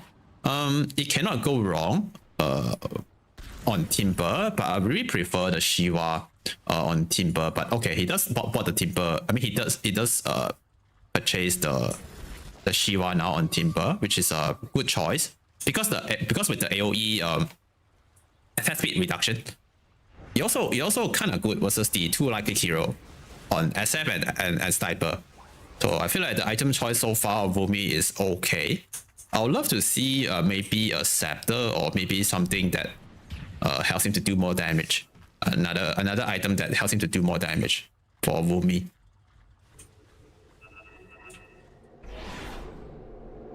I do wonder what the next move is going to be because they've lost their lane of barracks. Don't exactly have too much room for error. I would actually say that Carstensz, they have a really good high ground defense. So as long as they're alive, it's very difficult for someone to jump in because there's no disable, right? On that high ground, you have that Hurricane Pipe, you have that Concussive Grenade, as well as a Hurricane Pipe for the Sniper himself. So there's really no way to catch someone when you dive in. So you have to try and take a fight outside of the base when Carstensz are outside of their base. And it's a very scenario-dependent game, I would say, from this point onwards. Yeah. Now they need a good fight. Both teams need a good fight to end the game or to recover from this game. Looking at the graph right now, it's 81% win probability for Velocity Viking. And they are like maybe 2 team fight away for winning this game. But Spectre is not the best pushing hero, so if they win a team fight with Viper alive with a Shard purchased, they can just take down another set of Rex or maybe secure the Mega Creep. He also has the AC, and that's gonna help him to take down the building faster. Oh, rebound? Ayat is going to teleport away. Now he does need a shard though on Poda 2, but that's a relatively cheaper purchase. Yeah. So good objective taking potential. Meanwhile, Lich doesn't have the Ice Spire. Doesn't have his shard. You know, you kind of need that one. Gives you that solo kill potential. Although I'm not sure at this point if you can solo kill anyone. But is a pretty good. It's also a good defensive ability, right, for your high ground. Just the slow that it can create. True. Can see a Viper queuing up the shot, so they know how this game's gonna flow now. They know they have a higher chance of win the next team fight. And if they win the next team fight, they also require some tower pushing potential with the AC and the shot on Viper, and that's gonna help them to solve their tower damage issue. Because Spectre is not a good tower damage hero, so they need Viper to do the damage on the tower. And now they are about to force a fight, or maybe force a tower here at bottom. And Dire, they're also not confident taking a fight, but they are saving up money for the buyback to for the next team fight. That's why Lich maybe not getting the shot first. Just want to save money for the buyback, because buyback is the best late game item. Yeah, buyback is the best late game item. Better than the shot on the Lich. And at both teams, they are looking for a fight now, a good fight right now. There's not much objective left on the map. There's no Roshan, there's no Tormentor, so they're trying to make a fight.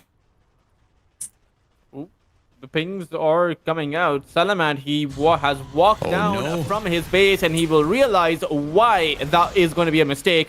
Frost Shield is going to be coming out, but can they really keep him alive? They can't. A simple few steps outside of your base, right? That is. Yeah. A small misstep led to his death. I guess maybe... And I feel like that can happen to anyone on their lineup, right? There's no BKB on Dream Assault, so even though he has a lot of damage, doesn't really help him if he gets got out. Yeah.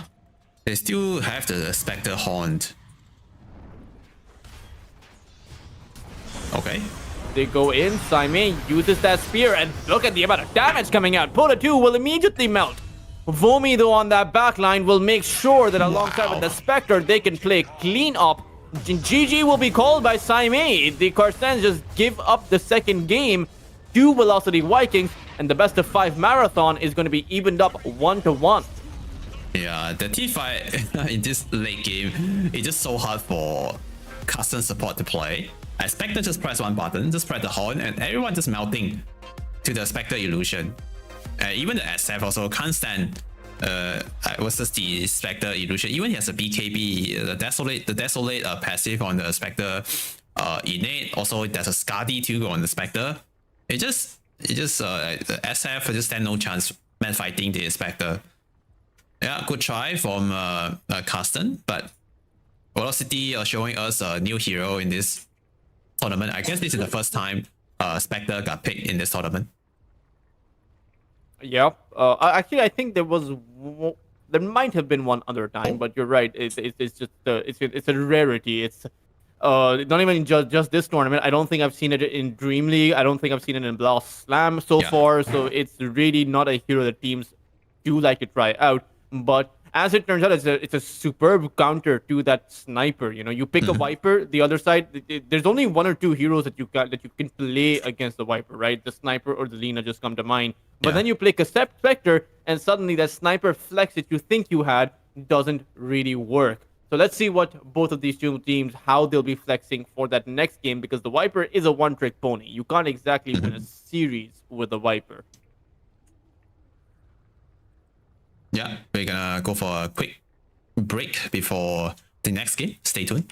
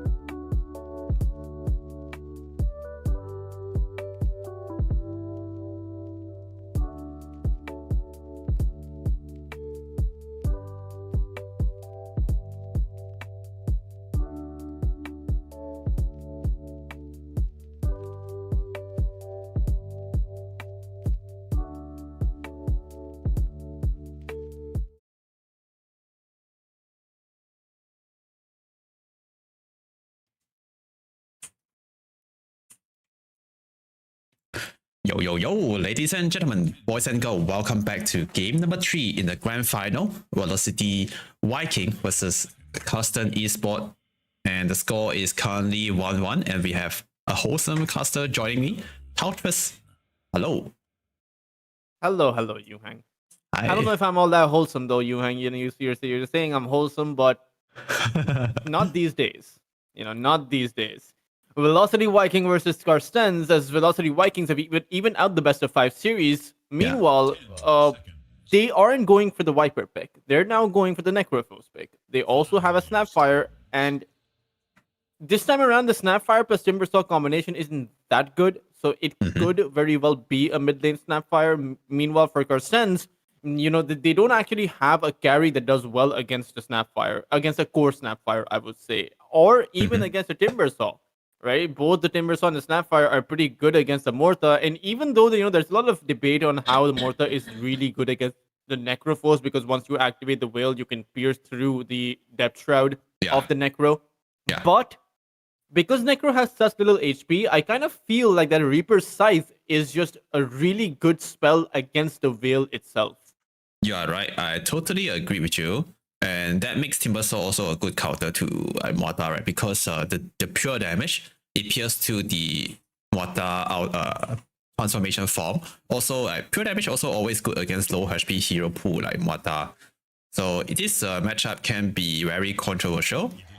But it's Morta is one of the Dreamer Cell hero. He enjoy playing Morta, and in terms of ranged carries, Mata is one of the highest skilling hero in the ultra late game. This hero, it does a lot of damage. So maybe with the right items, Mata can be good against Timber and Necroforce. But in the mid game, yeah, I feel like Timber and Necroforce is not bad versus the Mata. Carstensz have to pick up a mid lane hero here, Yuhing. Who do you think they should be going for? The Viper's banned out, the Sand King, Queen of Pain, Ember, all heroes that are banned out. But you could go for, I would imagine, the Void Spirit in this scenario. Okay, rather, go for the puck puck. was open. Yeah, it's a good puck game. Only Global Silent could stop him so far. There's no other lockdown for the puck.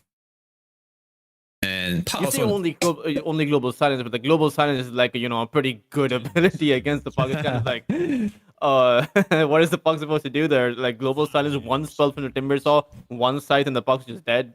That's true, but puck also can itemize against that. He can buy Yules. Use Scepter. And Void Spirit still in the pool. I wonder if Velocity want to go for the Void Spirit pick to counter the puck. Yeah, or they can go for Poda to Amber Spirit, or yeah, Amber or Void Spirit would be nice here.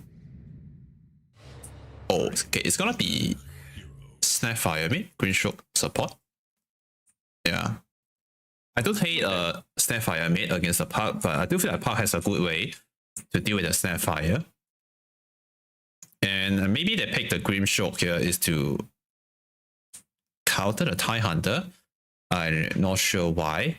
Because Grim Shock is a niche hero. Normally people like combo with the Soul Bind, pick a hero with a target ability, something like Doom, to combo with the Soul Bind. But in this game, there's no specific like combo. Or maybe Reaper Sight, if you want to say there might be a good combo with a Soul Bind. But besides that, there's not a lot of good combo with the Soul Bind. But the Silent, the Fender Embrace is a good spell to deal with the TIE Hunter because the Silent cannot be dispelled.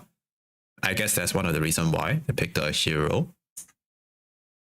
The silence is also pretty good against the puck, right? At the start of the game, it means that you don't have to use your global silence every single time you want to target the puck down. Inkswell is also kind of good with the Timber Saw, but I'm not too sure. Like the scythe ability is definitely there. It's in fact the only ability that's there with that ultimate from the Grimstroke. But the way that I think in my mind how the scythe works is you want to bring one specific target down low enough that you can take them out with the scythe. Right? There's no strategy which involves bringing two heroes low and then using the double scythe on them. Right? There's just not enough damage early on to actually make that work out. So it will be interesting to see what the plan with this Grimstroke will be, because if it's about silencing someone, if it's about the Tide Hunter, there are other heroes that do the same thing. Heck, you can get a Shadow Shaman, and at that level 15 talent, you'll have that break coming in, right? So it kind of feels, I don't know. I don't know how I feel about this. Or maybe there's another good interaction. Green Shock versus Mata. If you get to the Dark Portrait, the Scepter, if you copy the Mata, that's a good counter to Mata too.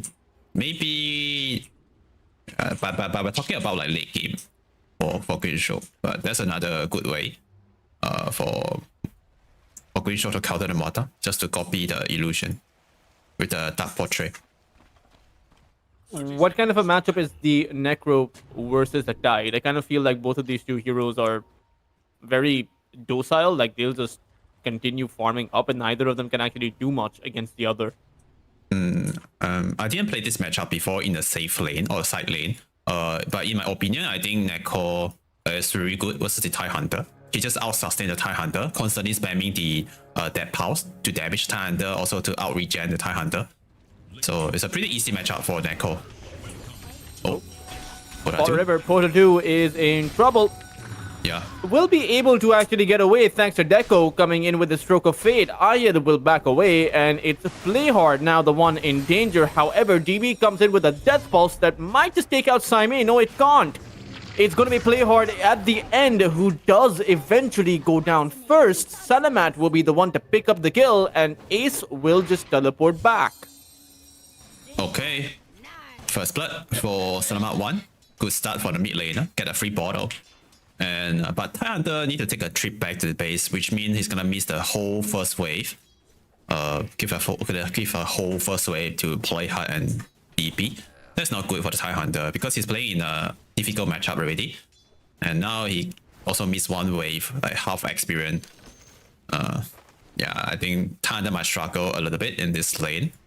And also not sure like what else Win can do in this matchup. He's not gonna win the trade against the Silencer. He might just need to get levels and maybe go for like cut the wave or stack for the Hunter and make some rotation to the mid lane. I guess maybe that's the... Oh wait. Oh, DB? DB, he's taking in quite a bit of damage. Has that stick as well as the fairy fire, so he'll be fine. Yeah. Well, he's some definition of fine. He's not exactly doing too well here. Yeah. And the question is, when the Tidehunter's coming in for that anchor smash, do you pop your Ghost Shroud? Like, is that worth it just to be able to dodge that physical damage? As Ace, he falls towards that top lane. Surprising that the Tusk actually dies over there. Like, yeah. He got out-tricked by the Green Show. Maybe Timbersaw did help a little bit just now, do some good damage for the Wailing Death. I didn't see how that kill happened. But I guess that's the case because normally I don't think Tusk will get out-tricked by Green Show. Maybe he started lane with lower HP or lower mana or something. Oh. There's a boost of speed on the Green Show. So it couldn't close the gap to do the tag team damage. You know, and it does seem like a lot of these lanes are being pressured, even on that mid side. Yeah. The last hits are pretty even for both Pota 2 as well as Salamat. Do you remember the conversation we had in the previous Crin Station Grand Final? Pota 2, is it Potato or is it Pota 2? And then everyone from Velocity Vikings showed up with a 2 in their nickname. Yeah. DB2, Womi2. I guess they're trying to get the buff. Saime, he is gonna die. Ayad is not particularly healthy himself, but he'll be able to walk away. Or will he?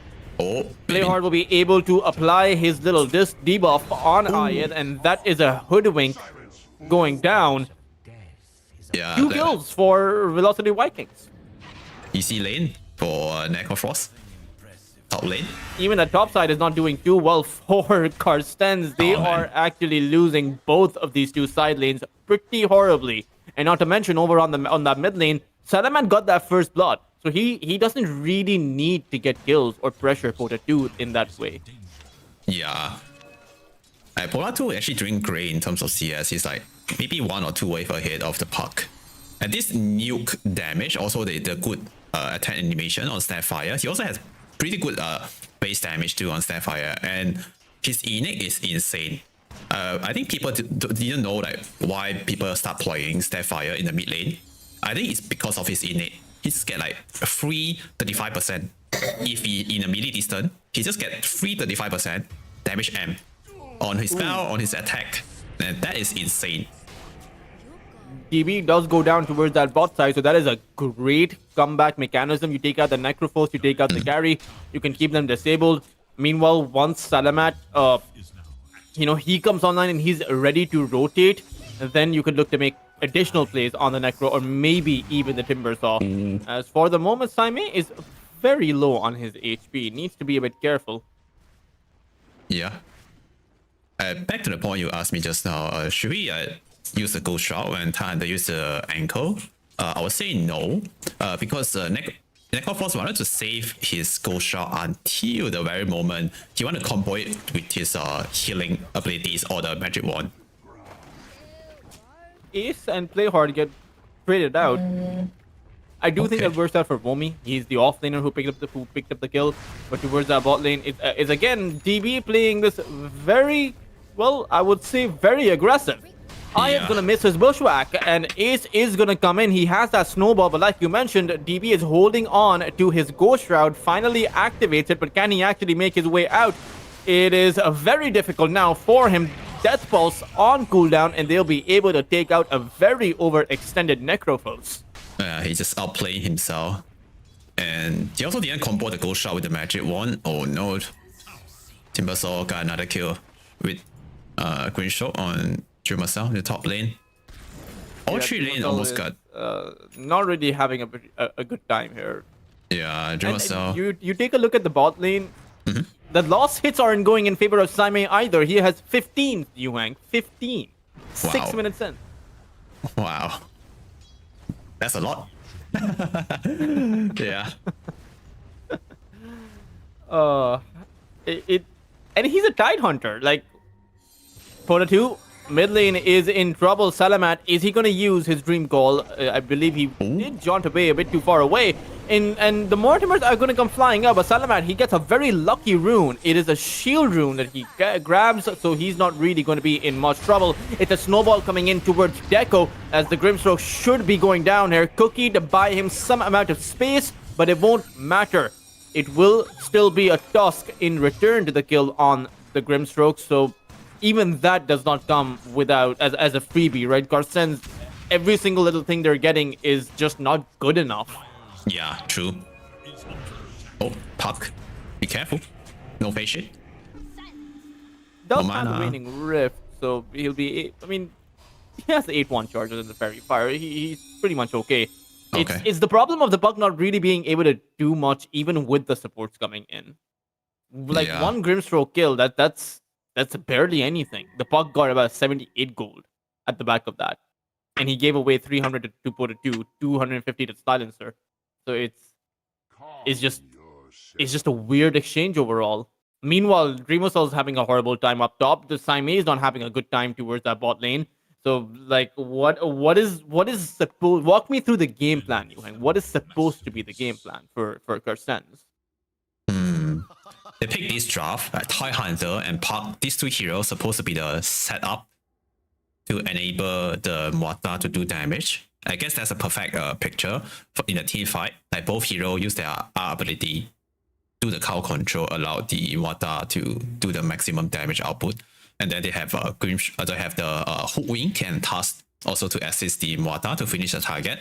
I guess that's a game plan in a team fight. But their hero, they are not as strong in the lane. We can see Thunder get destroyed by Necrofrost, and Puck also, even with the First Blood, he also get destroyed by the Snapfire, and even Timbersaw destroying the Mortar on the top lane. So now they are playing from behind. Just need to chill and maybe farm up their item, and hopefully they pray for the one good team fight in the mid game and help them to recover.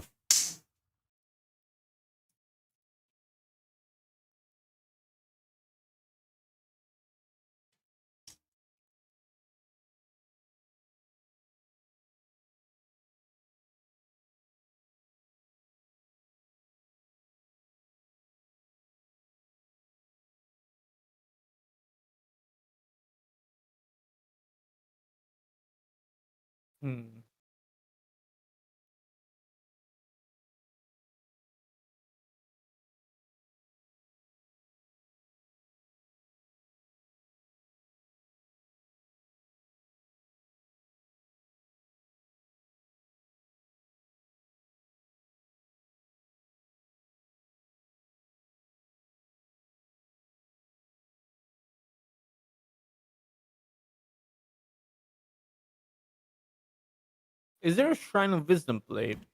I mean, DB doesn't have his scythe, otherwise he could have actually gone for it. Yeah. They don't have any good power rune for Pota 2 to rotate. Maybe, yeah, both teams just get their own shrine. I think that's a play. We don't see any big action, maybe.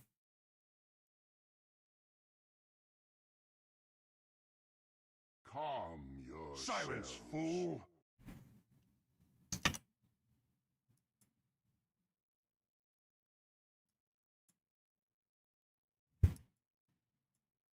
And what do you think the itemization for the Tide Hunter should be in this game? Is it just the... I would actually imagine the Vladimir's is a really good item with the Mortar. You know, that 20% bonus damage, 18% lifesteal. Could be good for Dreamercell. Yeah. Or you could go for Auras, because a Pipe feels really good against the Mortimers and the Necro. True. No need for a Crimson Guard this game. So Yeah. it's either the Vlad's or the Pipe build, but then you also would ideally want the Blink Dagger and maybe the Aghanim Scepter. Yeah, Aghanim Scepter definitely the priority here for TIE Hunter in the mid game. Maybe he can, if you don't get a pipe or the Vlad, you can consider getting the consecrated reps on the TIE Hunter. It feels amazing on tank hero. So you can definitely consider that. That should be the other top priority for the TIE Hunter this game. So the best build should be maybe consecrated reps or maybe pipe and then plus scepter for TIE Hunter this game. And other items, it just feel normal. The rep is good. The offering is good for the AoE lifesteal. But I feel like it might slow down his item because he need to be the one in the fight. So any item that helps him to do more damage or tankier would be better for TIE Hunter this game.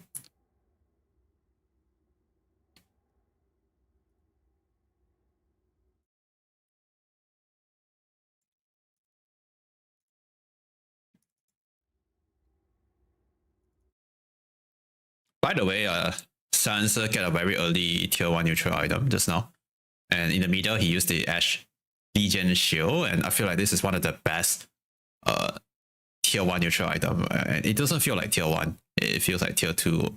It's kind of broken. Sorry, which one? Ash Legion Shield, the tier 1 neutral item on the silencer. Yeah, kind of feel it's just impossible to trade against, especially if you're a support. Right, who is going to trade against Playhard when he has this one item? Yeah, and 160 physical damage barrier is like what 3 hits of the Hoodwink before reduction, and maybe even 4 to 5. And he has an attack speed of 1.5 seconds, so that's what 5 seconds to take down this one tier 1 neutral item. That kind of feels awkward. Yeah, it's like so strong. It's an AoE buff some more.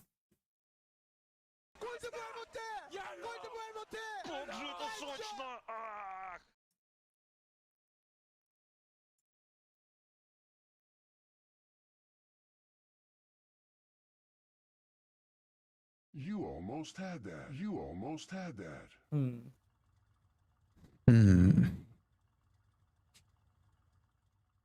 Well, you hang before I suppose we can head to a break screen, and then we can be back when both of these two teams are ready to actually fix their issues, their mic issues and whatnot. I get that Discord mic issues can happen if they're using Discord, but we'll be back with, or rather, when both of these two teams are ready, we will be back with the game. So don't go anywhere, guys, and stay tuned. Oh.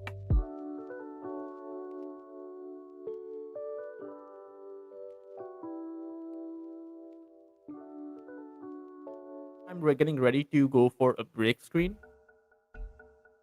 They show up. Yeah, they're back. Makes me think that I have all the power.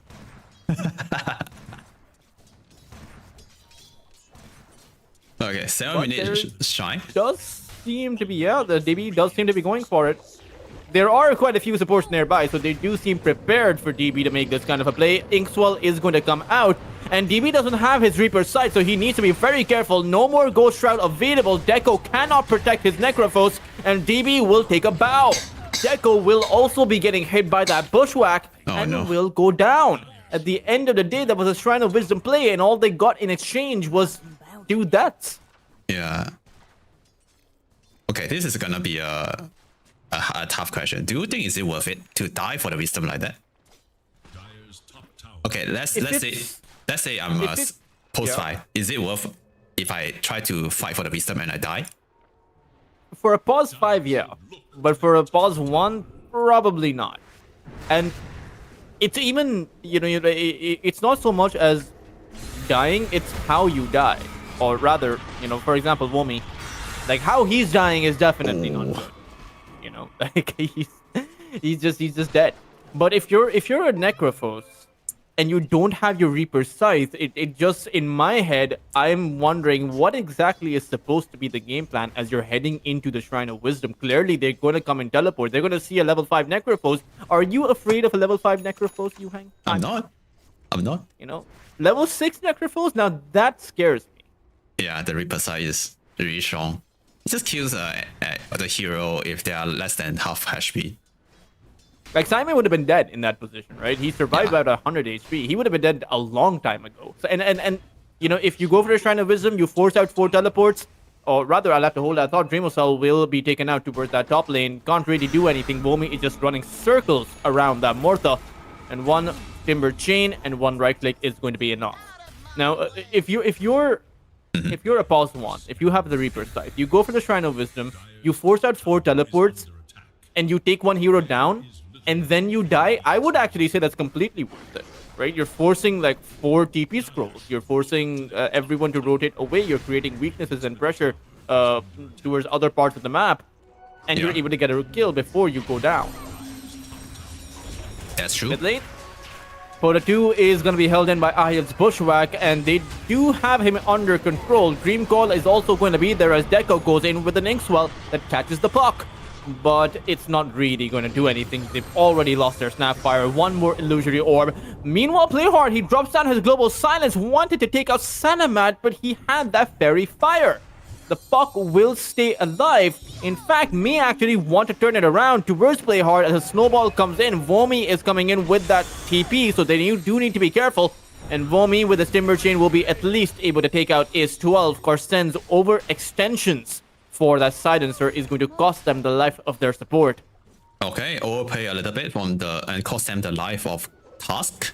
Oh, wait, Park want to go back in for the second round. I'm not sure if he can get the skill.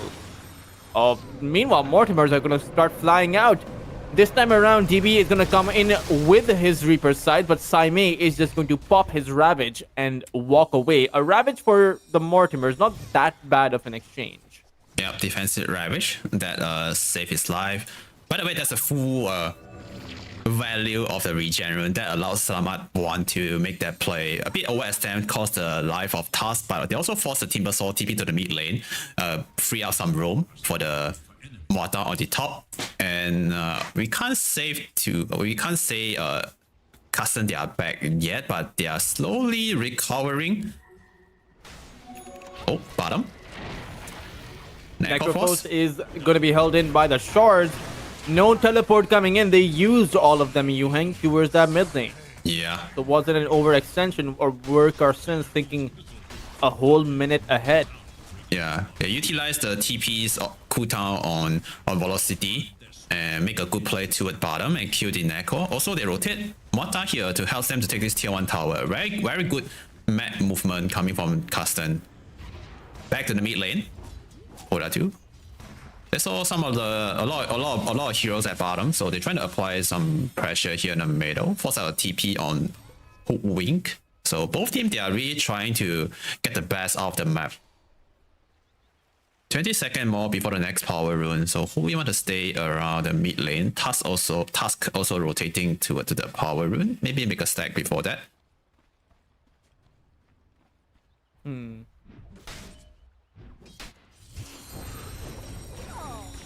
5 seconds to the next power rune. I mean, he's there with the Global Silence at the ready, so the puck will need to be careful. Meanwhile, it's going to be a bot lane power rune. It's not really a good rune. It's an invisibility. I feel like invisibility runes used to be so good, like several years ago, but now every time I see an invisibility rune, I'm kind of like, whatever, man. Like, this is Yeah, this is barely a power spike.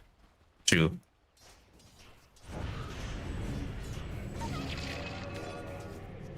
It used to provide a damage reduction, if I'm not wrong. I think they took it away. Did they? I guess so. Does it still not? Okay. I might be wrong, It but should provide increased movement speed as well. oh While yeah, you're invis. You know, And not like the haste, but like something. You know, like just anything apart from this invis. Like you see someone take an invisibility rune. That's the problem. It's in the middle of the river. You yeah, it's too know, it's obvious. not exactly invis. It's Yeah, like, look at the sentries at this point of the game over on the mid lane. Like they're everywhere. The puck can't use this invis to do anything. yeah. I could support they always place 2 sentry near the rune spot, and then they will check the high ground of the mid lane. to make sure there's no observer. So like you say, it's kind of hard to get value with the invis, especially in the mid lane. They're always being watched. Now in the mid game, 30 minutes, the game slows down, which benefit a lot to the Dire team because they have stronger team fight potential with the Puck and Dreamcoin and the Thunder Ravage. They always can get a kill with that combo together with the Mortar damage output in the late game is insane. I wonder if they want to make a play with the Snapfire ulti. But they also don't have a good setup, right? They don't have something like Clockwork, someone who can run in and allow the Snapfire to do full damage with the kisses. I feel like that might be the problem for the Velocity Viking draft. It's kind of hard to enable Snapfire without a good frontliner. Okay, they're still trying to make a move, which they need to. Oh, Porter 2 will miss that Fire Snap cookie, and Ahid will just walk away. Yeah, That unfortunate. Very awkward. It happens to the rank 1 player. It happens to us too. Yeah, but when a rank 1 player does it, it's Yeah, shame on him kind of a situation. Dusk, good he'll snowball. go in with the snowball and just make his way towards the crease. Meanwhile, Porter 2, he'll just use the Mortimers to secure himself that easy kill. In fact, it'll be Vomi who grabs that kill. Not that Okay. bad if you're the Dusk. Yeah, Force out the Mortimers, and you still have the Ravage to play with if Saime wants to make his way towards that position. Is going, or rather has the Mage Slayer built up now. So, is going to be a pretty... I would say it's pretty good against the Snapfire. I think yeah. I think the Mage Slayer truly synergizes with the Aghanim Scepter, though. Does the debuff get applied with the Aghanim? Gosh? The Mage Slayer debuff, I guess not. It only apply to the ankle smash or the light click. Okay. Playhard is going to be sent up into the air. He'll use his Global Silence before he goes down. And Deco, he's going in with the Inkswell. He's also used his Soulbind on both the Tusk as well as Timber. There's a sight that takes out both of them.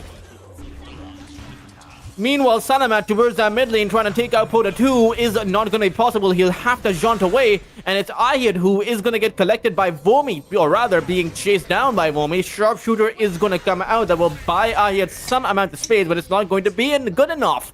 That double scythe, Yuhang, turns out they had a plan for it.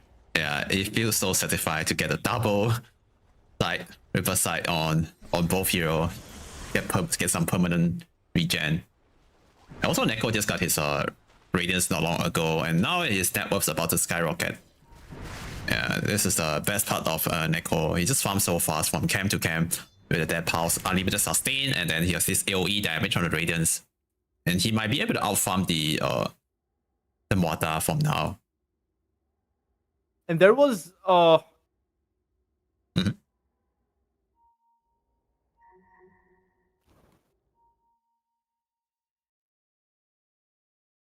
sorry, the Ox, it disconnected. There was no Ravage that came out.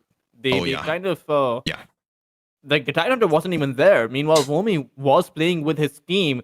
Now I can understand where the Timbersaw is kind of a team fighting hero, where the Tidehunter may not be considered as such in the in the first 20 minutes of the game. But you do have a Mage Slayer. You can help your team out, right? It's not exactly it does help you farm, but it's not exactly meant for you to continue farming away while your team suffers.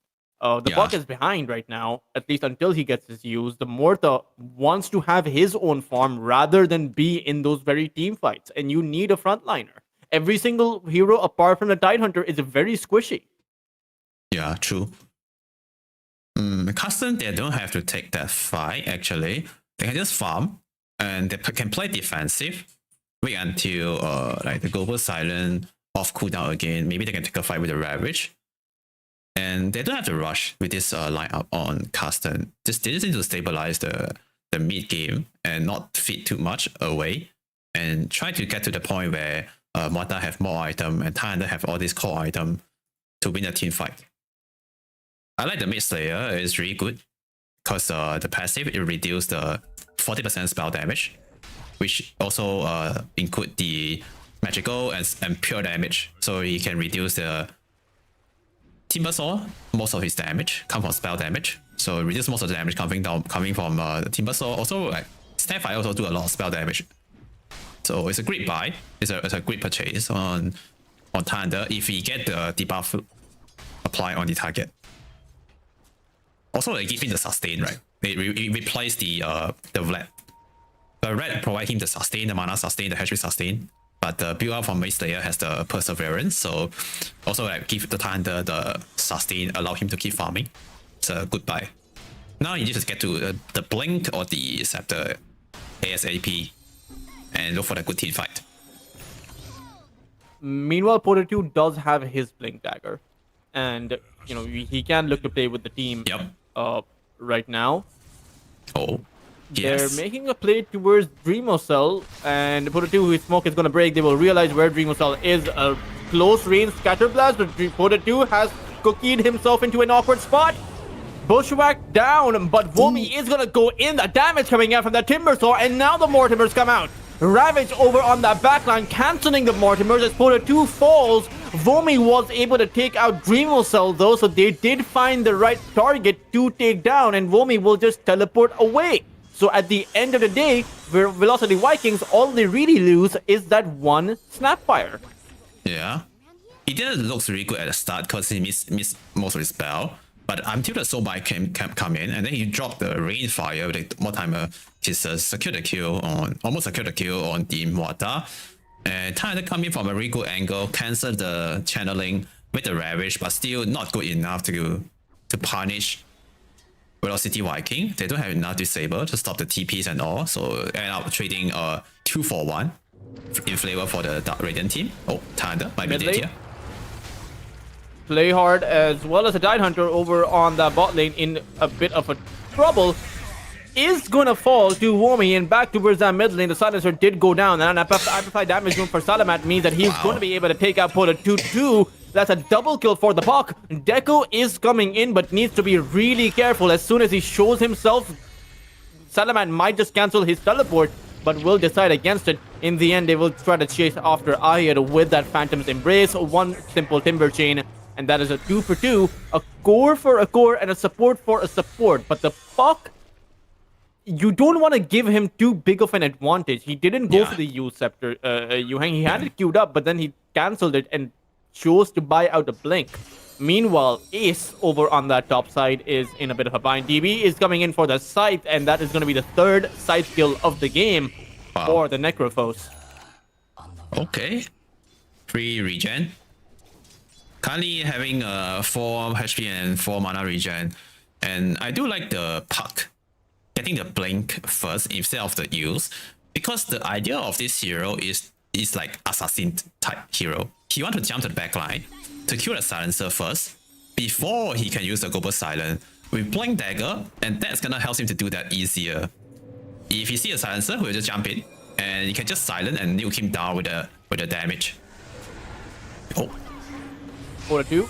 So bye. Green Call was also used, so Salamat, he has that invisibility rune, but again, the Necrophos comes in with that Ghost Shroud, and the Global Silence is going to give Salamat a second thought. Maybe he should have gone for the Yule Scepter, because quite frankly, he can't do anything inside of that Global Silence. Yeah, that's a good use of the Global Silent. Also, like good play from DB. He come in from a very good timing, and he does a lot of damage to the Puck just now. Without him, they won't be able to kill the. Oh no! Where did he walk into? He'll send out his Ravage, but he is simply too darn low. A simple right click will be enough to take him out. Ayed now trying to scurry on away, but they don't have 2 cores available, and DB, he's just gonna go forward with that Inkswell, slowing down Ayed, who should be able to find his sharpshooter towards that high ground. And I mean, sure, he gets away, but you lose your Tide, you lose your Puck. Dreamosol is farming away, but quite frankly, Velocity Vikings are getting way too much. Yeah, they didn't even use the Reaper. They still have the Reaper on DB, and he also has the boost of travel, which means he's able to join fight like that just now. So this Neko is slowly getting out of control. He also queuing up the BKB, which is the best item for the mid game. That's counter the Dream Coin, counter the Ravage, and all these spells can't threaten Necrophos anymore. Even the Mortar ulti form, it's gonna do less damage during the Necroforce BKB duration. So once he Also, you hang, you Yeah. know, you were sorry to cut you off, but it's an exciting point. You know, you brought up the point about the Aghanim Scepter for Deco for the Grimstroke, and he bought it. The first item Aghanims. So it's not exactly the late game item, it's just at that 20-minute mark. And now he has it against Dream of Souls. Wow, so not just they have a strong Necro, they also have a tools to deal with the Mortar now with this early Scepter on Grimstroke. This is a very early Grimstroke Scepter at 22 minutes with this amount of net worth. That's pretty impressive on Dixon. Now, does the illusion... Yep, If you were to make a Dark Portrait of the Tide Hunter, does he get the Mage Slayer debuff as well? that's a good question. Oh, middle. Oh, okay, but yeah, that's just. Yeah, Global Silence stun into nuke damage. Take down a puck. I would personally consider this to be a game-losing decision by the Puck to go for the blink rather than the use. I get it, you want the blink, but you need the use, right? That's the difference. In life, Yeah. there are wants, there are needs, you hang, right? And you have to know which is a want and which is a need, and you have to prioritize your needs. Yeah, but it looks like killing the silencer is his needs. Yeah, because I get the idea. Having a use scepter means he won't die to that combo. But in Dota 2, it's like not dying is not winning. Not dying is not winning in Dota 2. He wants to like get some kills in order to like to have the advantage over the other team. Playing safe, playing not losing. Dying is definitely losing. You know, not dying may not be winning, but dying is losing. That's true. But I see the idea here. It's because without the blink, it just reduces like the chance of killing silencer to very low. With this blink, at least if silencer went out of position, he has the potential to solo kill him. But with use scepter first, it's kind of hard to do that. But now he had both, so that's okay. He goes in now, and Oh, there's no global silence, so this would be a good point to actually have the Puck do something. Should be able to take out the Grimstroke with that illusory orb. Meanwhile, it's a Necrophos DB towards that backline, isolated away from the rest of his team. He does get sent up into the air and manages to get that scythe off. Is going to be able to take out Ace and had that Aegis, so he has that second life. At the end, they've only lost the one. No more Ravage available. Porter 2 jumps in with the cookie that doesn't catch Saimei. He'll be able to walk back to his high ground, and they will start to probe this tier 2 tower. I still have the global silent. Puck need to be careful. But I guess he just get a kill with the Dream Coin. Now he wants to go for the split push on the side lane to buy more time. Ravage shields as well, and he does have the Tidehunter. Be careful.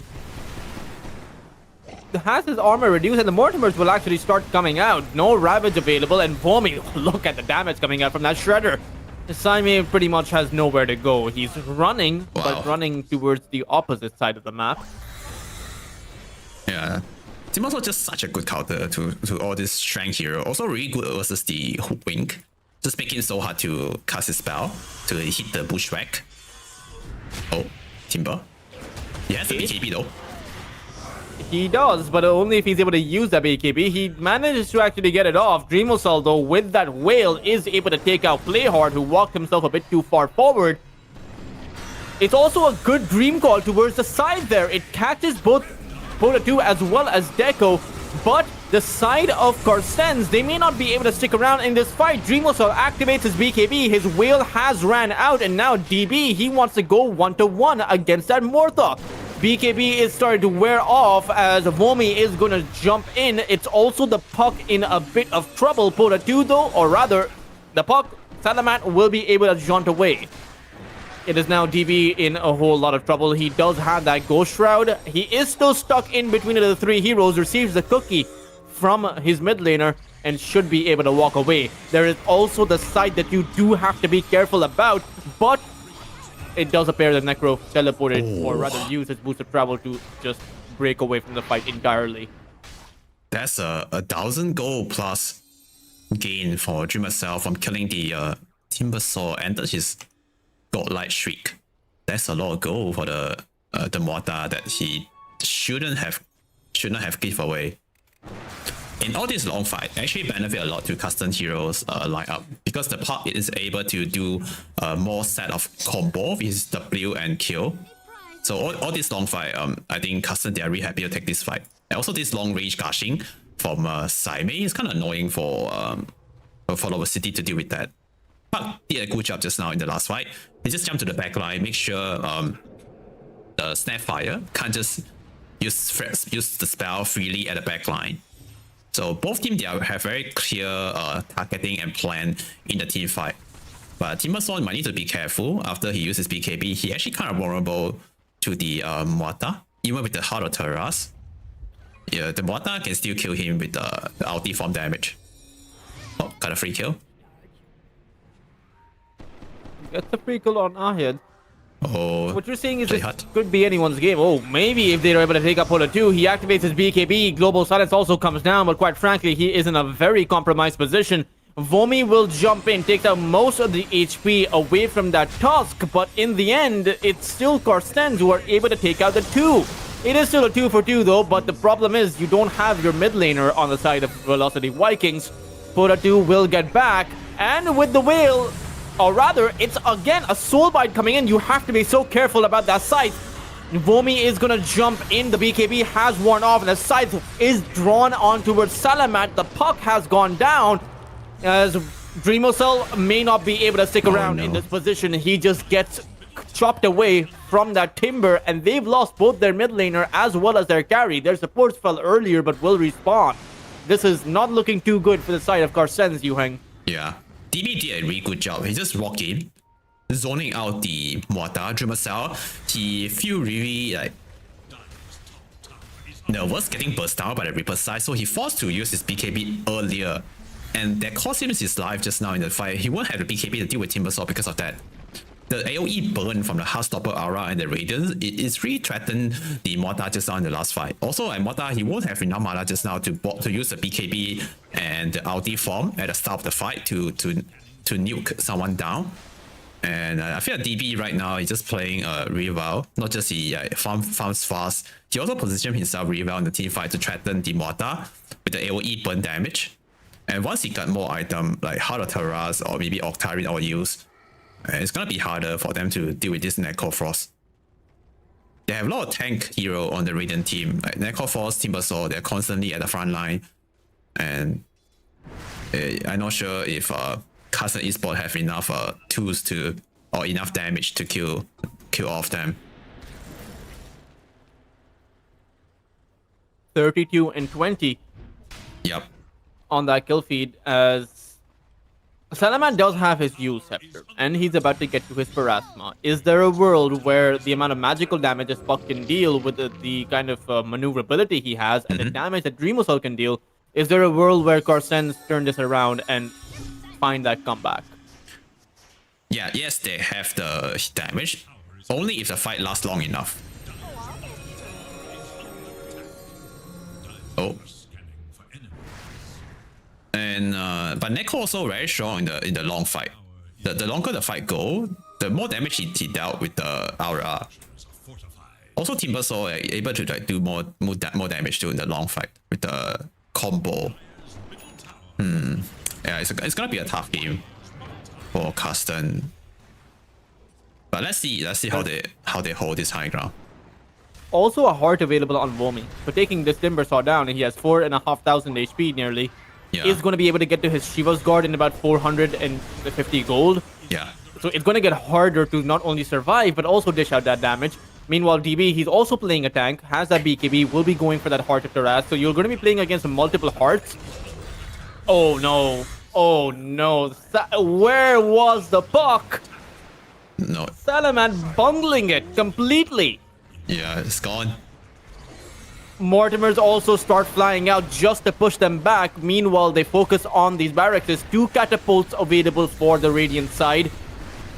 How are they going to defend this position? Salaman doesn't have a buyback.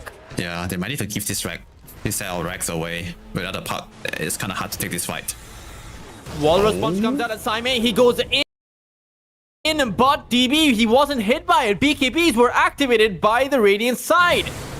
Soulbind comes in as Dreamocell, his BKB is gonna wear away, and there comes a Scythe on both Dreamocell as well as a Tide. Now the Tide may have survived, but in the end, the question is for how long? Dreamocell will simply call GG for what was supposed to be them just sacrificing their barracks as they chose to force the issue, and they received death in response. Wow. Double Riverside with the Soulbind. What a way to end the game. Well, City Viking showing us another way to play the Necroforce and Greenshock here. It's a hero that we don't see every day, Greenshock, but looks like he did pretty well. Even we don't get to see a lot of power from his Dark Portrait, but somehow he still have good impact, and he also somehow managed to get a lot of farm in the mid game. Get a very early Aghanim Scepter and always in the right position. He didn't feed so much to the puck, which is a right thing to do in this game. And yeah, good show for the City Viking. They need to take one more game to take the grand final.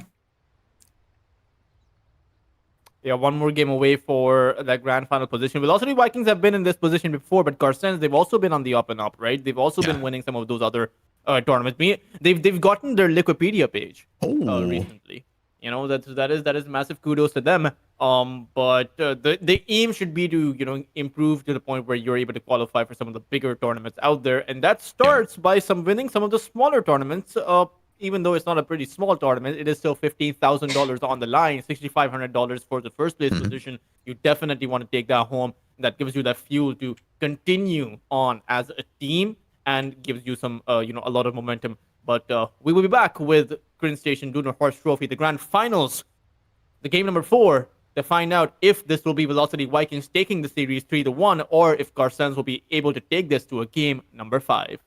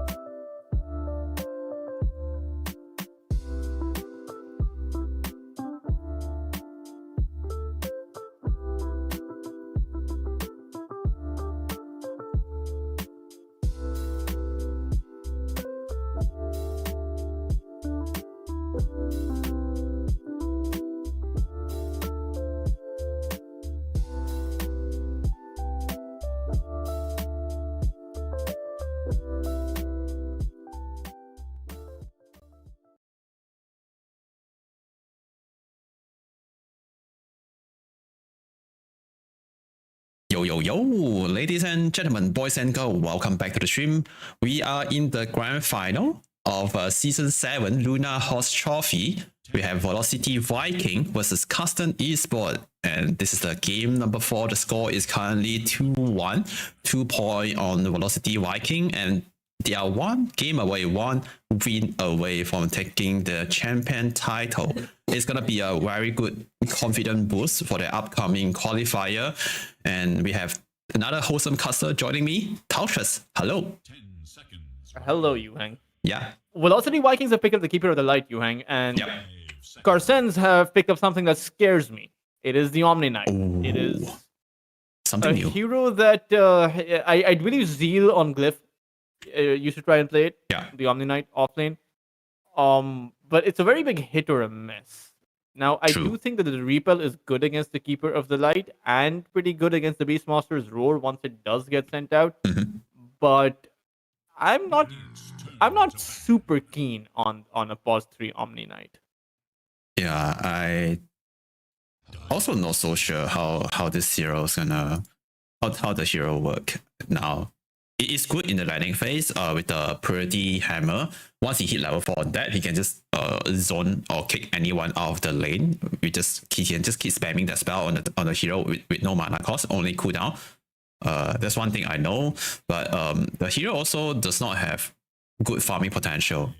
So he has good landing, not farming potential. Fighting potential is like okay. It's like okay, I feel.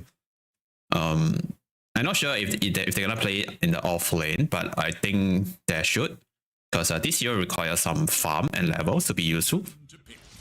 Oh wait, looks like we're not gonna see the Omni Knight off lane today. They just pick up the Brewmaster, which is a better. I feel which is a better off lane hero with the primary speed, has higher teamfight potential than the Omni Knight. He can just cyclone the Shadow Demon and stun and do a lot of damage with the Fire and Earth Spirit Panda. I like this Brewmaster last pick. Does that mean that the Omni Knight is going to be a support? It looks like it. Yeah. I feel even worse about the Omni Knight pick now. It sounds so good as a support hero, like from like the theoretics of Yeah. the Omni Knight. You have a heal, you have a repel, you have a Guardian Angel, perfect support. But rarely does it ever actually play out like that, Yuhang. Yeah, true. It's a post 5 Omni Knight. Huh. I also like this Sand King pick. The way to counter hero like Oracle or Omni Knight, Oracle or Omni Knight, both of them have similar concept. Both of them have single target save. So Omni Knight have this single target repel, only can put on one hero. But Sand King, it does AoE damage with the epicenter, so he can only save one hero. So let's say Sand King jump in on Lunar plus Ember Spirit at the same time with the epicenter damage. Omni Knight can only save one hero, so that makes Sand King a good counter. Maybe not the best, but it seems like it's good in the team fight against the Omni Knight. He also has this playing on Sand King, which means he also can just burst down the Omni Knight first with the playing stun. So I do like this Velocity Viking draft a little bit more. And Keeper of Light also a busted hero. The pro say is just provide too much value on the hero.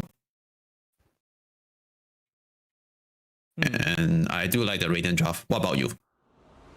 I mean, I think the Dire draft can also work better if the Luna, finds her form, because sure, DB is playing the carry Wind Ranger and it's pretty good. Yeah. Once you have that BKB, much with the Eclipse, but it's also the Brewmaster on Carstensz that worries me for Velocity Vikings. Like once that Brewmaster comes out, you have that Dispel against the Windrun. You can send the Sand King up into the air, or even the Beastmaster up into the air. So it does feel like if they can't get the kill off with the Roar or the Epicenter, then they're not going to have too many options left in the team fight. You still do have a Chakra Magic though, right? You still have the ability to spam out the, I would say the Wild Axes, or even the Burrow Strikes, or Shackle Shots, Power Shots. So that is probably going to be a good way to amplify the damage you're dealing out in those team fights. But there's a very specific way, in my opinion, how the team fight for Velocity Vikings is meant to work, and outside of that specific role, Yeah, their team fight doesn't work. that's true. Yeah, in the team fight, if they can't deal with the Prima split, it's so hard for Just 30 a seconds. Velocity Viking to outfight the Brew. And I suppose the only way to deal with that primal split is, of course, making sure the split doesn't come out, right? Yeah, You have only about, I would say, okay, the stuns are plenty. Especially the shackle shot duration is like 3.25 seconds. The borrow strike duration is like 1.8. Roar Yeah. is 3 to 4. So they have like a combined, Will not see 8 to 10 seconds of a stun, which is enough time to take out Saime, assuming the other side doesn't do anything about it. But Yeah. I would actually imagine that one simple repel planted down by the Omni Knight, and suddenly you can't take the Brewmaster down. Not to mention, the repel 60% magic resistance plus the Flame Guard means that the Ember Spirit really, there's no way to take out Salamat either. that's true. That's true. Sand King was just sorry. Yeah. One of the things about the repel is the fact that it's a very high cooldown for the duration. Like just 5 seconds of a duration for that spell is not really all that effective. Yeah, it's almost like a free BKB. So with this like 25-second cooldown, I feel it's balanced. It used to be longer in the previous patch. It used to be 28-second cooldown before this 4.41 7.41 C patch. Now it's 25, so 3 seconds lower. At least he can cast maybe twice in a fight. I mean, assuming the fight goes that long, because the Radiant side don't actually have an extended team fight, right? They have the Epicenter, they have the Roar, Yeah. they have that burst of damage they come in with, but not really anything apart from that. Yeah. As Ace, what does he do in this lane specifically, Yuhang? Like against the Beastmaster or Deco? Like, is it? What is the purpose of the Omni Knight in the laning phase? I just In this run. laning phase. You just run in and then try to use the priority hammer whenever it is off cooldown and to do damage. Also, they try to like body for the Lunar. He's doing a great job so far. Constantly giving vision on the keeper. So they can see where is the blast coming from, and that's the right thing to do as a melee support. He also had decent movement speed with his early Vinlace purchase. But so far, he didn't pressure enough to stop the Beastmaster. Once Beastmaster has level 2 on his summons, I feel like it might be harder for Luna or Omina to play the lane. Yeah, level 2 ball has higher HP, higher damage, and the lane will get harder. And Beastmaster can just slowly out last hit the Luna. And the last hit now is also like Momi is doing great already versus the Luna. A decent last hit. And look at this. Keeper with this ball just out trade the Omni Knight. Imagine he has level 2 ball. From 34 damage to 41. Yeah, I mean, Dreamosol is still maintaining his last hits though, so they're not really able to push Dreamosol out of the lane despite of these Illuminates. Sure, they're annoying, but Yeah. as long as Dreamosol is finding his farm, I suppose it should be okay, because DB, it's not as if he has a lot of farm either. Like DB on the Wind Ranger only has about 12 CS. Oh. And isn't exactly supposed to be afraid of much against the Brewmaster. Like, there's only magical damage that you can throw out against DB, but you can't close the gap because DB can just pop his Wind Run and just have that evasion built in. So it's still hard. Mid lane, it's going pretty well for Salamat, I will say. The Ember Yeah. Spirit with the Flame Guard, one of the better Spirit heroes, I would say, against the Sand King. Yeah, they also have the Sentry and the middle bomb ace. So Poratu can't just get all the 3 CS with the Sandstorm. And this constant Flame Guard, every time he activates the Flame Guard, it's so hard for Poratu to contest the wave. It's kind of hard for him to like push to the crit wave because he's a melee hero. So because of this early Sentry and this skill build on Salamat 1, it actually helps him to get a lot of advantage in the lane. It's should look to their middle tower. it is a very passive early game. Like, there's no first blood. Like, is this Southeast Asia, Yuheng? What is going on? Yeah, compared to last. This ain't no Europe. Like, like, why the discipline? You know, like, where is the bloodlust? Yeah, compared to last game, right? I think we have 19 kill at 8 minutes in total. And now 4 minutes, not a single kill yet. Oh, we might see one over here. Yeah, the power shot is going to deal a boatload of damage, but the blood grenade from Ayad is able to take out Playhard. Is he going to fall, though? The power shot is coming off of cooldown in about 2 seconds, and the creep wave is giving them a vision. Power shot gets sent out, and it catches Ayad. Nice. Nicely done by DB. Yeah. I feel like the Hoodwink should have zigzagged over there.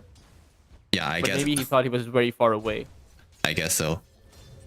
1 for 1. But Hoodwink got a better trade. He got the first blood with the extra goal. I guess At the same time, whenever there's a first blood, Yeah. but I'll have to actually hold that thought. Let's top lane. Ayad has teleported here, and Womi is not necessarily going to see this. He gets hit by the bushwhack, Lucent Beam as well. Womi is guaranteed to fall here, despite of the Lotus being pulled in by Deco. So another good kill going, and this time around, going the way of the Lunar. Now, Playhard is here as well, and everyone on the Dire side is pretty low, but how did they actually manage to secure the kill is the big question without backup arriving. It doesn't really seem like it's going to be possible. Yeah. Oh, Ember Spirit. no. That is how I do not know. Yeah. Oh, I know. There's no remnant. Yeah. He's level 5. The one simple epicenter by Pota 2 because he hit the level 6 first and he was able to take him down. Meanwhile, Dream of Soul again finds another kill on Playhard, who was sticking around that gate. Yeah. Lost Okay. in the wood. And yeah, the early level 6 on Sand Oh, King. DB might be dead too. Wow. That is not the way that you want to start this game. Now, the Ember Spirit dying is a big loss, of course, right on the mid lane to a solo Sand King, but the fact that you're losing your offlaner, you're losing your carry, you're losing your supports while they're trying to rotate suggests to me that Carstensz are able to play the map a whole lot better. Yeah. All this kill is gonna help them to gain some advantage in the lane. If they get an early good start, the mid game transition will be a lot easier. And Ace want to scout out the triangle stack. Did block it with a sentry. Oh, it's number 1. Salaman has to be careful. He will remnant back. Yeah, They no flame can't gun yet. really contest these stacks. I mean, Pota 2 will be able to grab them up. Another Burrow Strike at Salaman. He has been forced to use another one of his remnants. I feel like he should just give that objective up. Maybe he was just trying to soak up some experience. You know, you can't blame him for that. Yeah, just trying to apply some pressure by being there. But yeah, like you say, he used like another random. He only have two random left now, and also not a lot of mana. This is good for Velocity Viking because right now they are out farming the other team by keeper showing up in the mid lane, blasting the wave, allow the Sand King to do the jungle, and then the Shadow Demon can keep stacking. And meanwhile, the other side laners like Beastmaster and Ranger, they are able to hold the lane by themselves for now. But Simon just hit level 6, so maybe DP might need to abandon this tower or might need to abandon this lane because with the split, he has the potential to solo kill the Ranger. Dire's middle tower is under attack. There isn't really a whole lot of protection outside of that Shadow Demon, but the Shadow Demon is busy building up those stacks. Now, Wumi can collect those stacks as bottom. well. But does appear to be a split coming out. DB is in a bit of trouble. Illuminate is going to be sent out by the Keeper of the Light. It doesn't really heal DB, but the epicenter comes in. Ayat will be the first one to fall. Heals coming out towards DB as the Brewmaster. He will come out with the split, but it's going to be towards that Wind Brewling, and the Simei should be able to back away, even though he gets slowed down by the power shot. So really only a 1 kill exchange, but DB stays alive, and I suppose that is or was the objective for Velocity Vikings. Yeah, really good movement coming from Velocity. They know that Brewmaster is strong and Ranger can't lane against Brew alone because he has a split to solo kill the Ranger. So they're playing the heroes here to help the Ranger to kick out at least and force out the split. A lot of Ranger to get more space. You know? Pota 2, he is being chased down by the Ember Spirit and should fall here. Playhorn, in fact, might be the one who walked himself into trouble too. Ahid has that bushwhack, will send it out, catches Playhard, as Playhard is going to be the second casualty. And these stacks are going to be cleared up by Salamat as well. So a decent boon going their way. They grab about 1,000 gold in that entire exchange with these stacks included. Yeah. Good play from Carstensz. Now this is the right thing to do. Just play around the Ember Spirit and also holding to sit level 6. They have really high kill potential now with Ember Spirit and the Sharpshooter combo. And Sand King will get his blink ASAP. Need to kick this entry stack to ASAP before the Ember Spirit come and contest it. Beastmaster is currently doing okay. Not the highest net worth, but he does have the Health Dominator. Might be able to kick the Lunar out with the Hell Dom creep. Maybe take the tower down too. Radiant's middle tower is under attack. Power Rune denied by the Keeper. Sand King already cleared the Ancient Camp. Less than 200 gold now to the Blink. Once you got the Blink, it will be a lot easier to make the move to the side lane.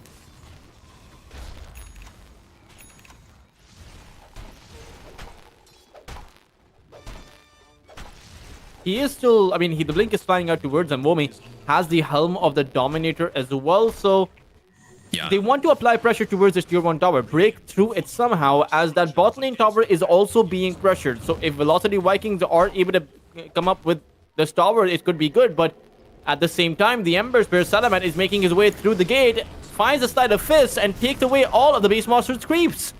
And suddenly, DB, he has to go back. They've got nothing out of this so far. But it's the Luna towards that side. Repel and the Guardian Angel does come in and it keeps the Luna safe. Roar also gets sent out by Vomi, but the Primal Split comes out, so Carstensz will be able to push back at Velocity Vikings.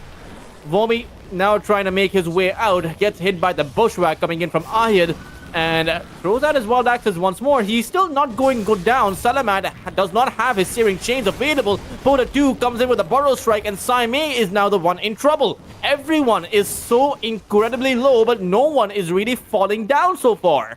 Wow, what a team fight from both sides. Both sides, they are pushing the hero to the very limit. And that crush, Repel and Guardian Angel save from Ace 1-2, keeping the Luna alive from the epicenter. And that's a pretty good play. Also, like the Velocity Gaming, they dragged the fight long enough to outlast the Brewmaster Split, and somehow they stay together and without losing anyone. That's also a pretty good play from them. So both teams trade some spell, apply some pressure, using their power spike to apply to get more advantage. But unfortunately, no one got killed in that fight. Maybe they can start pressuring the tower now with the Hell Dom creep, since they have no more split on the dire side. Wing doing a great job defending or delay the push on the top. Another smoke play from Sand King and Keeper. Oh, Ayat. He is going to be able to catch, or rather, is going to get caught. Pota 2 able to pick up the kill, and that should open up the tower. Glyph comes out, but it's not going to be able to defend this position. Meanwhile, Salaman playing very aggressive towards that mid lane behind the opposing side's tier 1, and will be able to split the creep wave. At the same time, once this Aghanim Scepter comes up for Pota 2, that's going to be the point where everything gets into trouble. Bot lane DB is going to be eating that Eclipse and will go down. The Wind Ranger not really having a good game. 13 minutes in is the least farmed core in the game at just about 4,500 net worth, and is very far away from his Maelstrom. Compared to a Luna who has that flash farming capacity, a 2,000 net worth advantage in the hands of Carstensz. Pota 2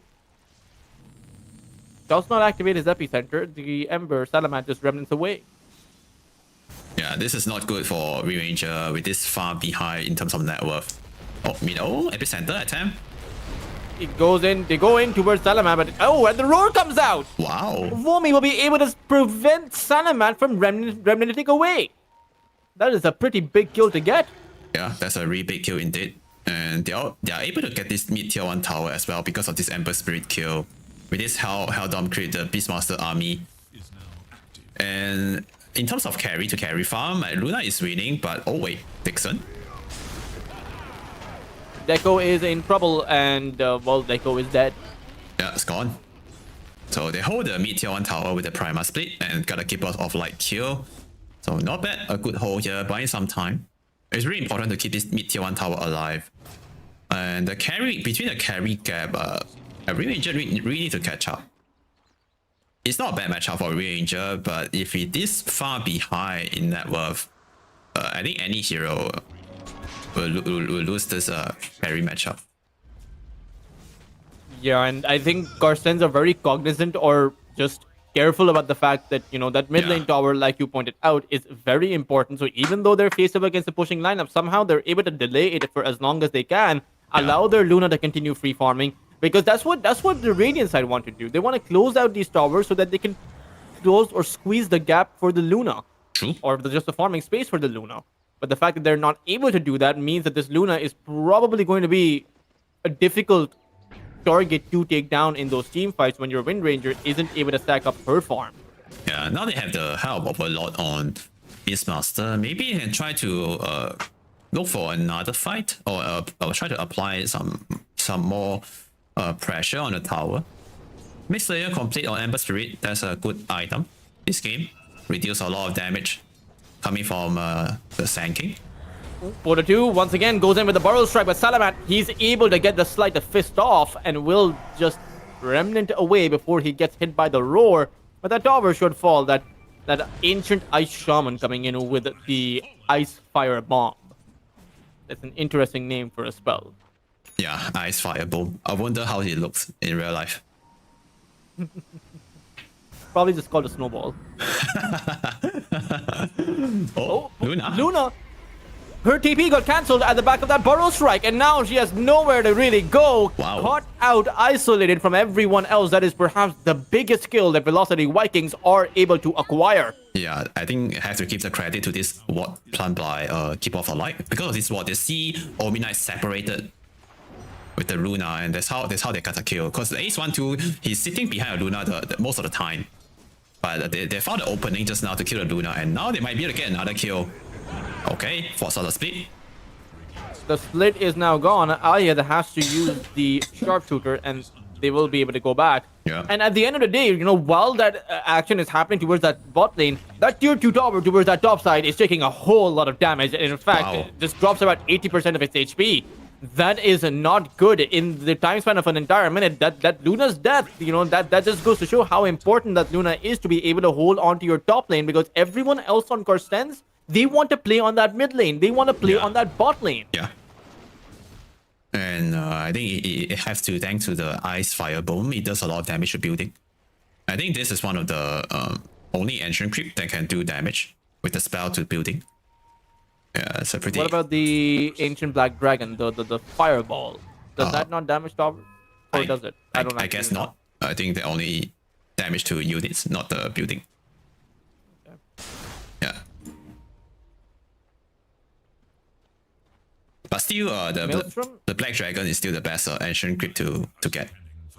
Oh, Saime, he doesn't have the split available. The focus fire comes out towards Saime, and there's no one coming to help him.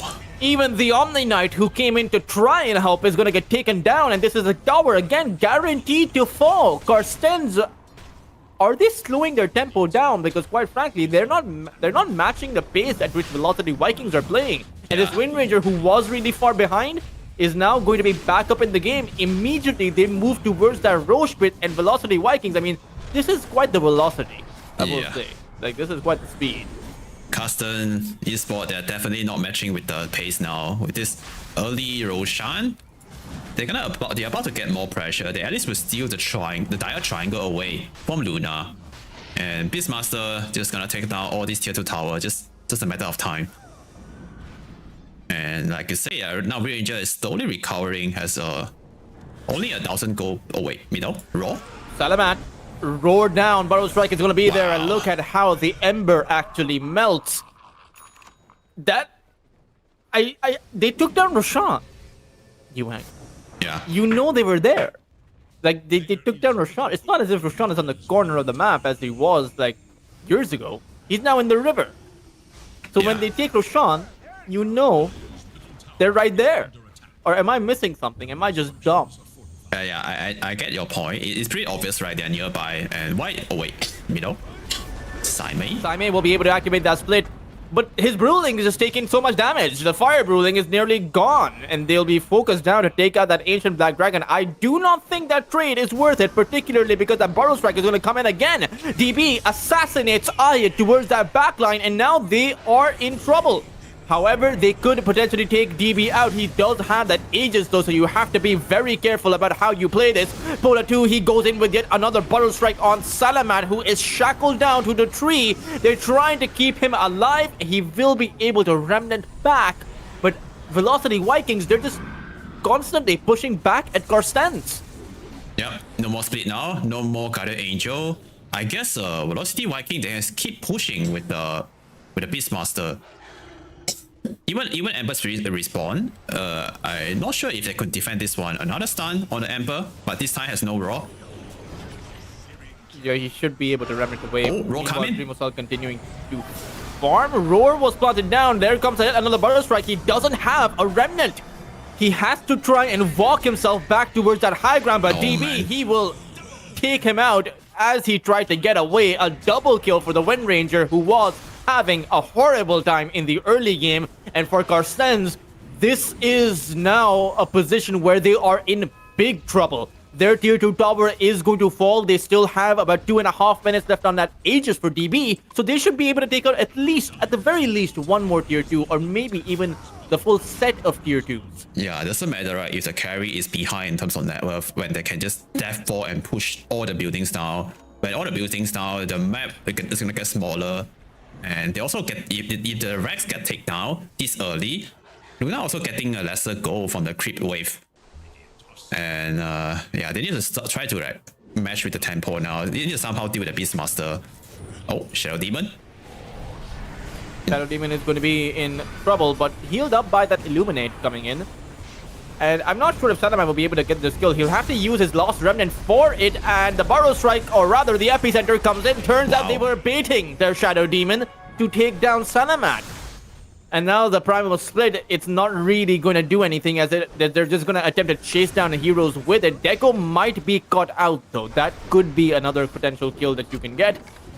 At the same time, yeah, there we go. Simei blinks forward, takes out, or rather, no, Deco's still not dead. Deco is still not dead, Yuhang. He's just running away from everything. Illuminated heals are coming in as well. Simei is going to be shackled to the tree, and Deco's alive. In fact, this is now Carstensz in big trouble. Yeah. Shackle shot planted down towards Simei. Dreamosal to hold his position and try and fight back against this, but they've lost their Brewmaster. Eclipse comes out, but Dreamosal himself will be focused down by DB. No. And that is truly a disaster. Deco just ran away constantly. I don't even know how he makes it out. Every blast from the Illuminate during the Spirit Pop, I think it heals for 380. Correct me, I'm wrong. I can't do the maths right now. 70% of the Illuminate heal of 500. Is it 360 or 80? But that extra heal from the blast actually keeping the Keep of Light alive for so long and enough to outlast the Primal Split, allow the Sand King and Re-Ranger to re-engage. They kill the Obi-Knight, they kill the Brewmaster, they kill the Lunar. They're about to kill another tier 2 here bottom. Even they respawn right now, they won't have the split to fight. That's the main fighting ability for Carstensz. He will have the split in 10 seconds, but at least I feel like they should give this tier 2 tower away. Yeah, it's just impossible to defend this tower, particularly because the Epicenter is up with the Aghanim Scepter as well as the Roar up for Vomi. But the problem is, Yuhang, once this tower goes down, once the Aegis expires, Vomi will have a BKB, and Pota 2 will also be farming up for a BKB, right? He should have it in the next few minutes or so. Yeah. You might also have a BKB for GB. So once these 3 cores get the BKBs, how exactly is your damage supposed to be good enough? Like, who's actually dealing any damage from Carstensz at that point? I feel they can't take the fight into this triple BKBs on Velocity Viking. I feel like they just need to avoid, because BKB is gonna ignore like the Eclipse, ignore most of the spell from the Split, also the Ember Spirit. They need to play around the wait. Salaman, Yeah, got caught. I don't think he should go down. Ooh, that was wow, close. that is going to be close. Yeah. A few more lightning strikes and he might have actually gone down there. In fact, if I believe if the Wind Ranger had that BKB with the mithril damage, attack damage, I think the Ember was just dead there. Yeah. Okay, 2-man smoke from Lunar and Ace 1-2. The C Pota 2 with the AD root. Oh no. Saime is going to be able to activate the split, and Vomi will activate his BKB and attempt to run back. So it'll be a BKB for a primal split. Not exactly the best exchange for Vomi as he attempts to teleport out. Play hard, need to run. I don't think they're going to chase into the tower. That will be Okay, instant smoke dangerous, here. even without Vomi. Yeah.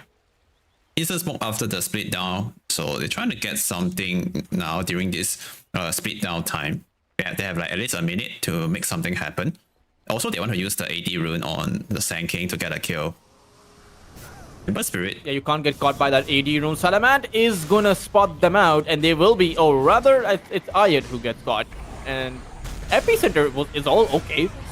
Okay. Okay, never mind. They didn't use the Epi. Polar 2 was just feigning the, faking the epicenter. Yeah, The fake pump. just a Chakra magic into the second Burrow Strike enough to get the kill. They can save the epicenter for the Ember here. Oh, they're going in. No random. Yeah, they do use it on Salamat, and he won't be able to walk away from that one. Saime, he goes in, but what does the Brewmaster really do? In fact, Polar 2 will even use the Burrow Strike on the Brewmaster. Luna continuing to farm away on elsewhere on the map as your tower is being besieged, and that too without the Beastmaster in this position. They will force out the teleports, force Carstensz back into this position, and just continue to farm up. DB, does he stick to this position is the big question. The Ancient Black Dragon, it comes over the tier 3 tower, it falls. The tier 2 also went down towards that top lane, so Carstensz, they have to mount up a serious comeback. Or rather, just some way to fight back. And I'm not seeing it, Yuheng. I'm not seeing where they can fight back from, or how they can fight back from. What is the ideal way to start a fight? What does the chain of events look like for them?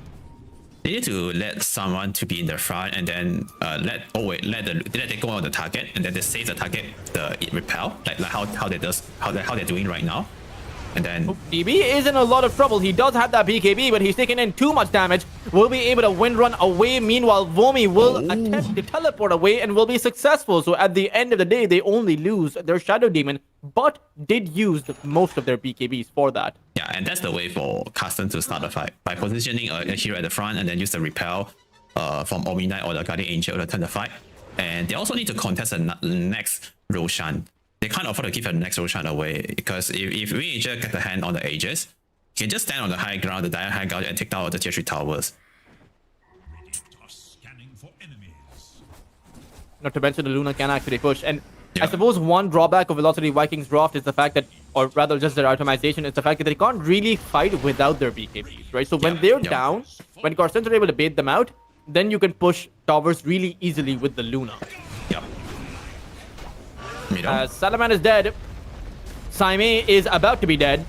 Can't really walk away from that position. So two very important heroes dying at the very get-go. Meanwhile, Playhard falls towards that top lane, and I do wonder if they're going to decide to teleport or if they're going to decide to just rush down that mid lane because the Ember Spirit, he may have a buyback and the Brewmaster doesn't have a buyback. But do you really want to force or use the buyback on the Ember right now? It's an awkward decision to make. Yeah, it feels really bad to buy back right now. Only a 20-second dead timer left. So they have to give this LRX away instead of buying back on the Ember. But it's kind of hard to stop this push. Ranger has pretty long attack range, also still holding his BKB. He can just take this Rex down and run away. And Roshan is already up, so they can go Roshan after this Rex. We'll try with the Bushwhack. Yeah, it's not really going to catch anything. Yeah. And does go back after having collected a full lane of barracks. 7,000 of a lead right now for Velocity Vikings. And Roshan needs to be an objective that you can test. You have the split, you have the Eclipse, you have everything that you need, including the Guardian Angel, and you need to get the Aegis on your side. Because with one barracks down, That means the next time they come high ground, if you give the Aegis up, will be up with the banner. Will be with an Aegis. And Yep. then defending is going to be doubly hard. So Yeah. Dreamcell, Carstensz will actually go inside of the pit themselves. They'll send an illusion down towards the high ground and to spot someone coming in. But there comes the smoke. Radiant are scanning for enemies. Epicenter, 15 seconds. They need to wait a bit longer, 10 seconds more for the next epicenter. And I'm surprised Roshan roared. Because oh wait, why did Roshan roar? maybe because of the Sanking illusion is nearby. Yeah, I guess it's a. But it says he is being attacked by the Dire. Oh, I guess if there's the other team like heroes nearby, the Roshan will roll as well. Okay. Yeah, I guess because of the illusion of Sanking trigger the roll. Oh, What a do? Eclipse. He's coming in with an epicenter. He'll catch everyone inside of the pit. Power shot also comes out, but Polar 2, he will be able to activate that BKB. Roar comes out as well. The epicenter hasn't had the intended effect. DB goes in with the focus fire, able to take out Dreamcell. Salamat is along for this world. He doesn't manage to get that Aegis though. So he has that second life.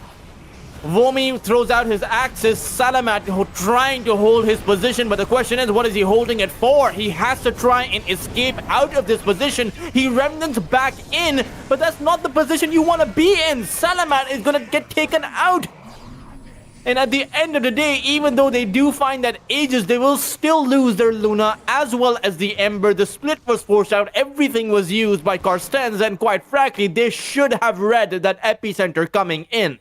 Oh, everyone just light up inside the pit and eat the full damage from the epicenter. Yeah, Sanking died at the start of the fight, but he still does the second highest damage in the team fight. Even Ember Speak with the agents, he still died twice in the fight.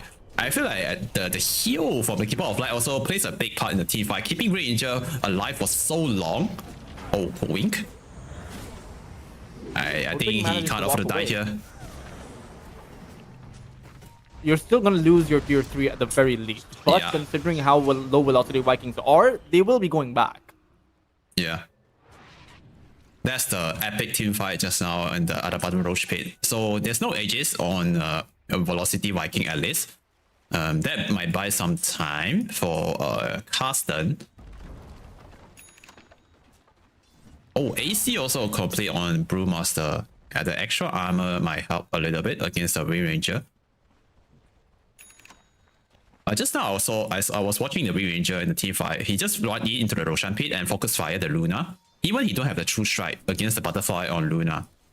Still, the focus fire can still able to kill the Lunar.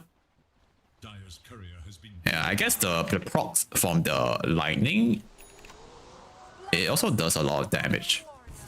And I guess, correct me if I'm wrong, I guess the procs from the Mjolnir, ignore the evasion. I'm not sure about that. I'm not sure if they patch it or what. But the procs from the passive from the Mjolnir, it does not care about the evasion. enemies. I mean, at some point, DB is probably going to go for an or rather, I'm not sure if DB will go for an MKB because you already have the Daedalus. Normally, it's either or. Because using 2 item slots Yeah. feels a bit rough. Polar 2, he will jump in. He catches the Burrow Strike. Roar is potentially going to be there. Repel, though, has come out. And now the Roar comes in. Guardian Angel planted down, but Dreamcell is taking in too much damage. He's able to fight back, though, activates his BKB. Still hasn't gone down. Wild Axes will not be able to catch Dreamcell as Carstensz will be able to take out 3 heroes from Velocity Vikings. They did not have DB nearby. He is, or rather does have a BKB and should attempt to teleport out with this. And we'll be able to make it out. 47 or 46 HP. We must not survive through that, or the whole division of Epicenter. Yeah, thanks to thanks to Omni, he used I think everything on the Luna, trying to keep Luna safe, and Omni is the only one that died in that fight. Take a look on the fight recap. 7.5 thousand experience gain for Carstensz. Yeah, that might help them to recover. For some reason, the win probability is at 92%. I don't know if I agree with that. Like, I don't know if I would call this a 90-10 game. I would say that it's more like Yeah. maybe 70-30 at best. Yeah, it's still a really close game. The fight will Like, all it be... takes is one push. Right? Yeah. All it takes is like 1-1 team fight, and Luna suddenly wipes out your base. Yeah, that's right. Well, City Viking, they don't have the flyman just now. Ranger, the most important puzzle wasn't there in the fight. So they need to get the Ranger there into the fight. I think the fight will be 90% maybe win probability for the City Viking. But now it's only like 85% win probability according to the system. Tormentor is available at bottom, and Lunar also getting bigger and bigger now. Has a Satanic after the Butterfly. Going for the Hydra Breath for more damage output.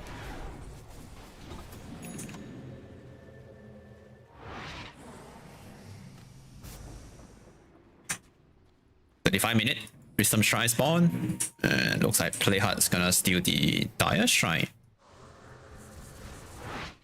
Oh, Ember Spirit coming in. Oh, get into the circle just in time. Yeah, he's gonna be able to take out the Shrine of Wisdom. So Playhard is going to be able to blink away. In fact, so he's okay for now. At the same time, Pota 2 will be able to escape. It's still going to be a dead Shadow Demon though. Yeah. And we do see that the tempo slowed down massively by Velocity Vikings. They're now unable to do the same thing they did earlier. Womi still has the Assault Cuirass. The Wind Ranger is farming up for the MKB, and when you do get to that MKB, you should be able to take out the Luna. But how do you deal against the Guardian Angel? It can't be Dispel, so a Nullifier or even a Disperser is not going to prevent that. And sure, you know, getting a Nullifier against the Repel would probably be the right idea, but who actually goes for it with the reduced item slots on the Wind Ranger? Yeah, they don't have a hero to buy Nullifier now. Tanking is going for the Shiva, and Womi just purchased his Blink, so he has no money for the Nullifier. Maybe they can just focus fire and use the Mjolnir proc or the MKB proc to kill the Luna. It still does some damage. It still pierces through the partially the damage still go through the Repel or the Guardian Angel, because the Mjolnir proc is magical, and the MKD proc also is magical if I'm not wrong. Yeah, it's magical too, so they still have chance to kill Luna during the Guardian Angel or Repel with the Focus Fire. But only with the Focus Fire. That's the only way for them to kill Luna. And the question is, do they even use the Focus Fire on the Luna? Because you could use it on Salamat and take December down. He doesn't really have that much HP or survivability compared to someone like the Luna. Yeah. Has no Butterfly. And with the Daedalus MKB, you could find him.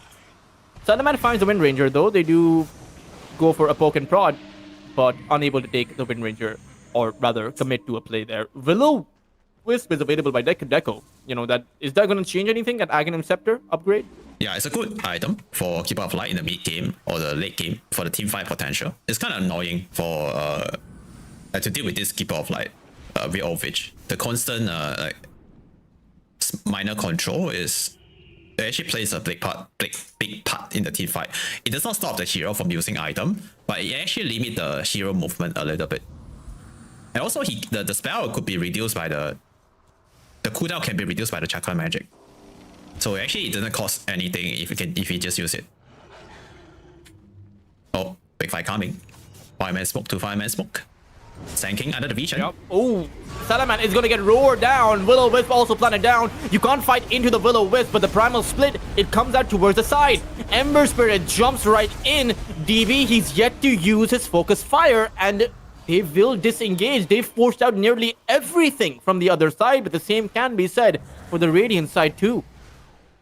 Yeah, both teams trade a lot of spell in the team fight. And there's still a BKB on the Wind Ranger. And Luna also still has this BKB. And now at this stage of the game, the buyback is gonna be very important. So look at the buyback status right now. Luna has no money for the buyback. For the Dire team, only Brewmaster has buyback currently. Ember buyback also very crucial in the team fight, because he can just die first and then he can just get back to the fight with a random. He's like 300 gold away from the buyback money. Would you say the buyback is more important for the Radiant or for the Dire? Just given the push potential of the Luna. You know, like if you don't have a buyback on your Wind Ranger, or rather your cores that can defend your high ground, the Luna just ends the game. True. Both team buyback is equally important. Maybe a slightly more important on the defending team. Okay, Roshan is up. Third gen Roshan, Refresher and Chase. They have to come here. That is definitely going to be a big one. Yeah, like you can't give the I would actually imagine, or like I would actually estimate that this Refresher shard is more important than the Aegis or the banner, because you can have a second split. You can have the full refresh on the Ember's remnants. You can have a double Eclipse. You can have a double Guardian Angel. Like you can like however you want to take the fight, defensively or offensively. That Refresher shard will enable you to do that. But they're not going to let it go without a fight. Surely not. Yeah, and it's Did you see Dreamer Cell? Yep. And Roshan is gonna switch to the top side. It's gonna be morning soon, which benefit to Velocity Viking a little bit. Oh, has haste. Grabbed up by Pota 2. Yeah. Salamat hesitated ever so slightly. There's no vision planted down by either team towards that top Roche pit. Yeah, they're better. Things are coming out. Oh, Deco has a Hex, Yuheng. What is this Keeper of the Light? Like, he's more farmed up than the Ember or the Brewmaster. Wow. I just realized that. Yeah. He's more farmed up than the Sand King. Like, he's a core. Like, if you were to show this game to someone, the net worth, they would say this Keeper of the Light was playing mid. Yeah.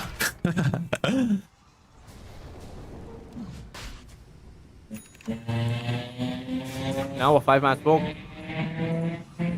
As Roshan might be the objective that decides who wins this game. Dreamo Cell's Aegis is going to be broken down. Will-O-Wisp also comes out as Pota 2 goes in with a stun. Do they have enough damage to take out this Luna? She is going to melt! And now without the Luna, you can't take a fight. In fact, you've lost all 3 of your heroes. It's also going to be Saimei who comes out of his split and has nowhere to go. Man. DB on a beyond godlike streak, and his prize is going to be that Aegis. And with the Luna down for about 75 seconds without a buyback, that might actually be another lane of barracks. That might just be the series. That might just be the championship. Yeah, Carstensz, they rush into the high ground. They jump in with the Brewmaster to the Radiant high ground where all Velocity hero, they are standing by right in position to wait for them. And they just right. I feel like Carstensz, they are a bit too rush into the fight and cost themselves this crucial team fight. This crucial team fight and also the Roshan. And Playhard also in a really good position just now when they're trying to burst the Lunar.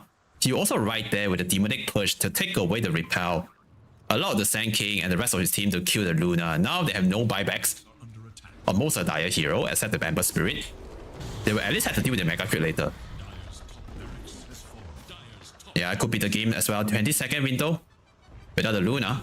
Might be able to take another set of Rex. And Ranger already maxed out his item. He has a Refresher. He has the Aegis on his hand. The banner is ready as well in the backpack. Oh, they found the Ember. They do find the Ember Spirit. They have the Hex on him as well as the Will-O-Wisp. He has to do something. 3 seconds on that Luna, so the Mega Crit will not be there, but you won't have an Ember. He'll have to commit to his buyback if you want to reverse this position. Dreamo Cell activates his BKB, tries to go to work on the Wind Ranger, but he has the Aegis.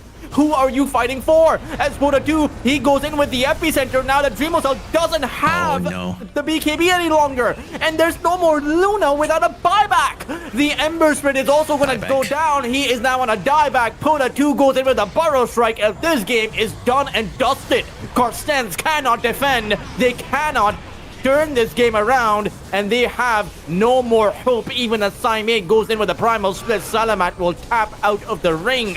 It will be Velocity Vikings who will be the Lunar Horse Trophy Season 7 Grand Champions. Oh man, that team fight, man. That Roshan top fight. I feel like Carstensz could play that fight better, but they choose to rush in. Yeah, I feel like it's a bit sad. I feel a bit disappointed we don't get to see the perfect team fight because Velocity, they really have the high ground position. It's very high chance for them to win that fight if Carstensz jump in. Yeah, they also have the right to kill a Luna with the demonic purge. And yeah, that fight put themselves in put Carstensz in a very awkward position. But overall, like both team plays well. Just that Velocity, they are more solid in terms of like decision making and also team fight execution. Yeah, and the Keeper of Light with that amount of net worth also, that was insane. Having another almost another core on their team with the constant AoE blast and heal and unlimited mana cooldown reduction. That was just Keeper of Light also another bastard hero that Carstensz esport that shouldn't give away. Yeah, I mean, just the amount of farm the Keeper of the Light actually had in that game. And overall, I mean, Velocity Vikings, quite frankly, played it a lot faster. They played it a lot better, right? The tower pressure they were able to put out in Carstensz, while they were finding the farm on the Lunar, Saime, or rather Salamat, wasn't having that good of a game. The Omni Knight pick, again, didn't do as much as the Keeper of the Light did. There were instances where he was able to keep the Luna alive, but apart from that, I didn't really feel the team fight impact coming in from Carstenz's draft while the team fights were happening. It felt like everyone was trying to do their own thing in the team fights and trying to apply as much pressure, but that doesn't result into a meaningful chain reaction that you hope to build up in a fight. Yeah, this Omni Knight in the ultra late game, he don't have the net worth and he also not able to accomplish much. And with the Aghanim Scepter on Shadow Demon, it just deny or take away the purpose of the hero. It just counter the Omni Knight. And they have a lot of ways to kill the Wind Ranger also. And I mean, to kill the Luna also with the Wind Ranger, a ton of lightning damage and Sand King Epicenter constantly looking to jump on the Luna. And I also like how the concept of the Sand King, he has like mixed damage with the Epicenter Magical and the Stinger from the Aghanim Scepter. So it doesn't matter like Omni Knight buff the Luna or not. The AoE damage from the Epicenter is gonna do something to the Luna. Yeah, overall. Well, yeah. For now, guys, I mean, this is going to be the Grand Champions, Velocity Vikings again. They were the same players, apart from CJ, Veroja, who were the Grand Champions last time around. They will get to retain their title, but Carstensz definitely a team on the up and up, Yuheng. Yep. Always a pleasure casting with you. Is there anything you want to say before we head out? Yeah, amazing performance from both teams. Unfortunately, Velocity, they are the better team today, and there's only one winner in the grand final.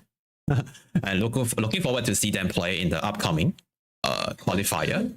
Yeah, DWC or TI. Also looking forward to see them in the next season of Queen Station. And I guess this wrap up of the season 7 of Lunar Horse Trophy. My name is Yuheng TV, joining me with Taushus, and we're gonna see you in the next season. We should all have a good day ahead. Bye bye.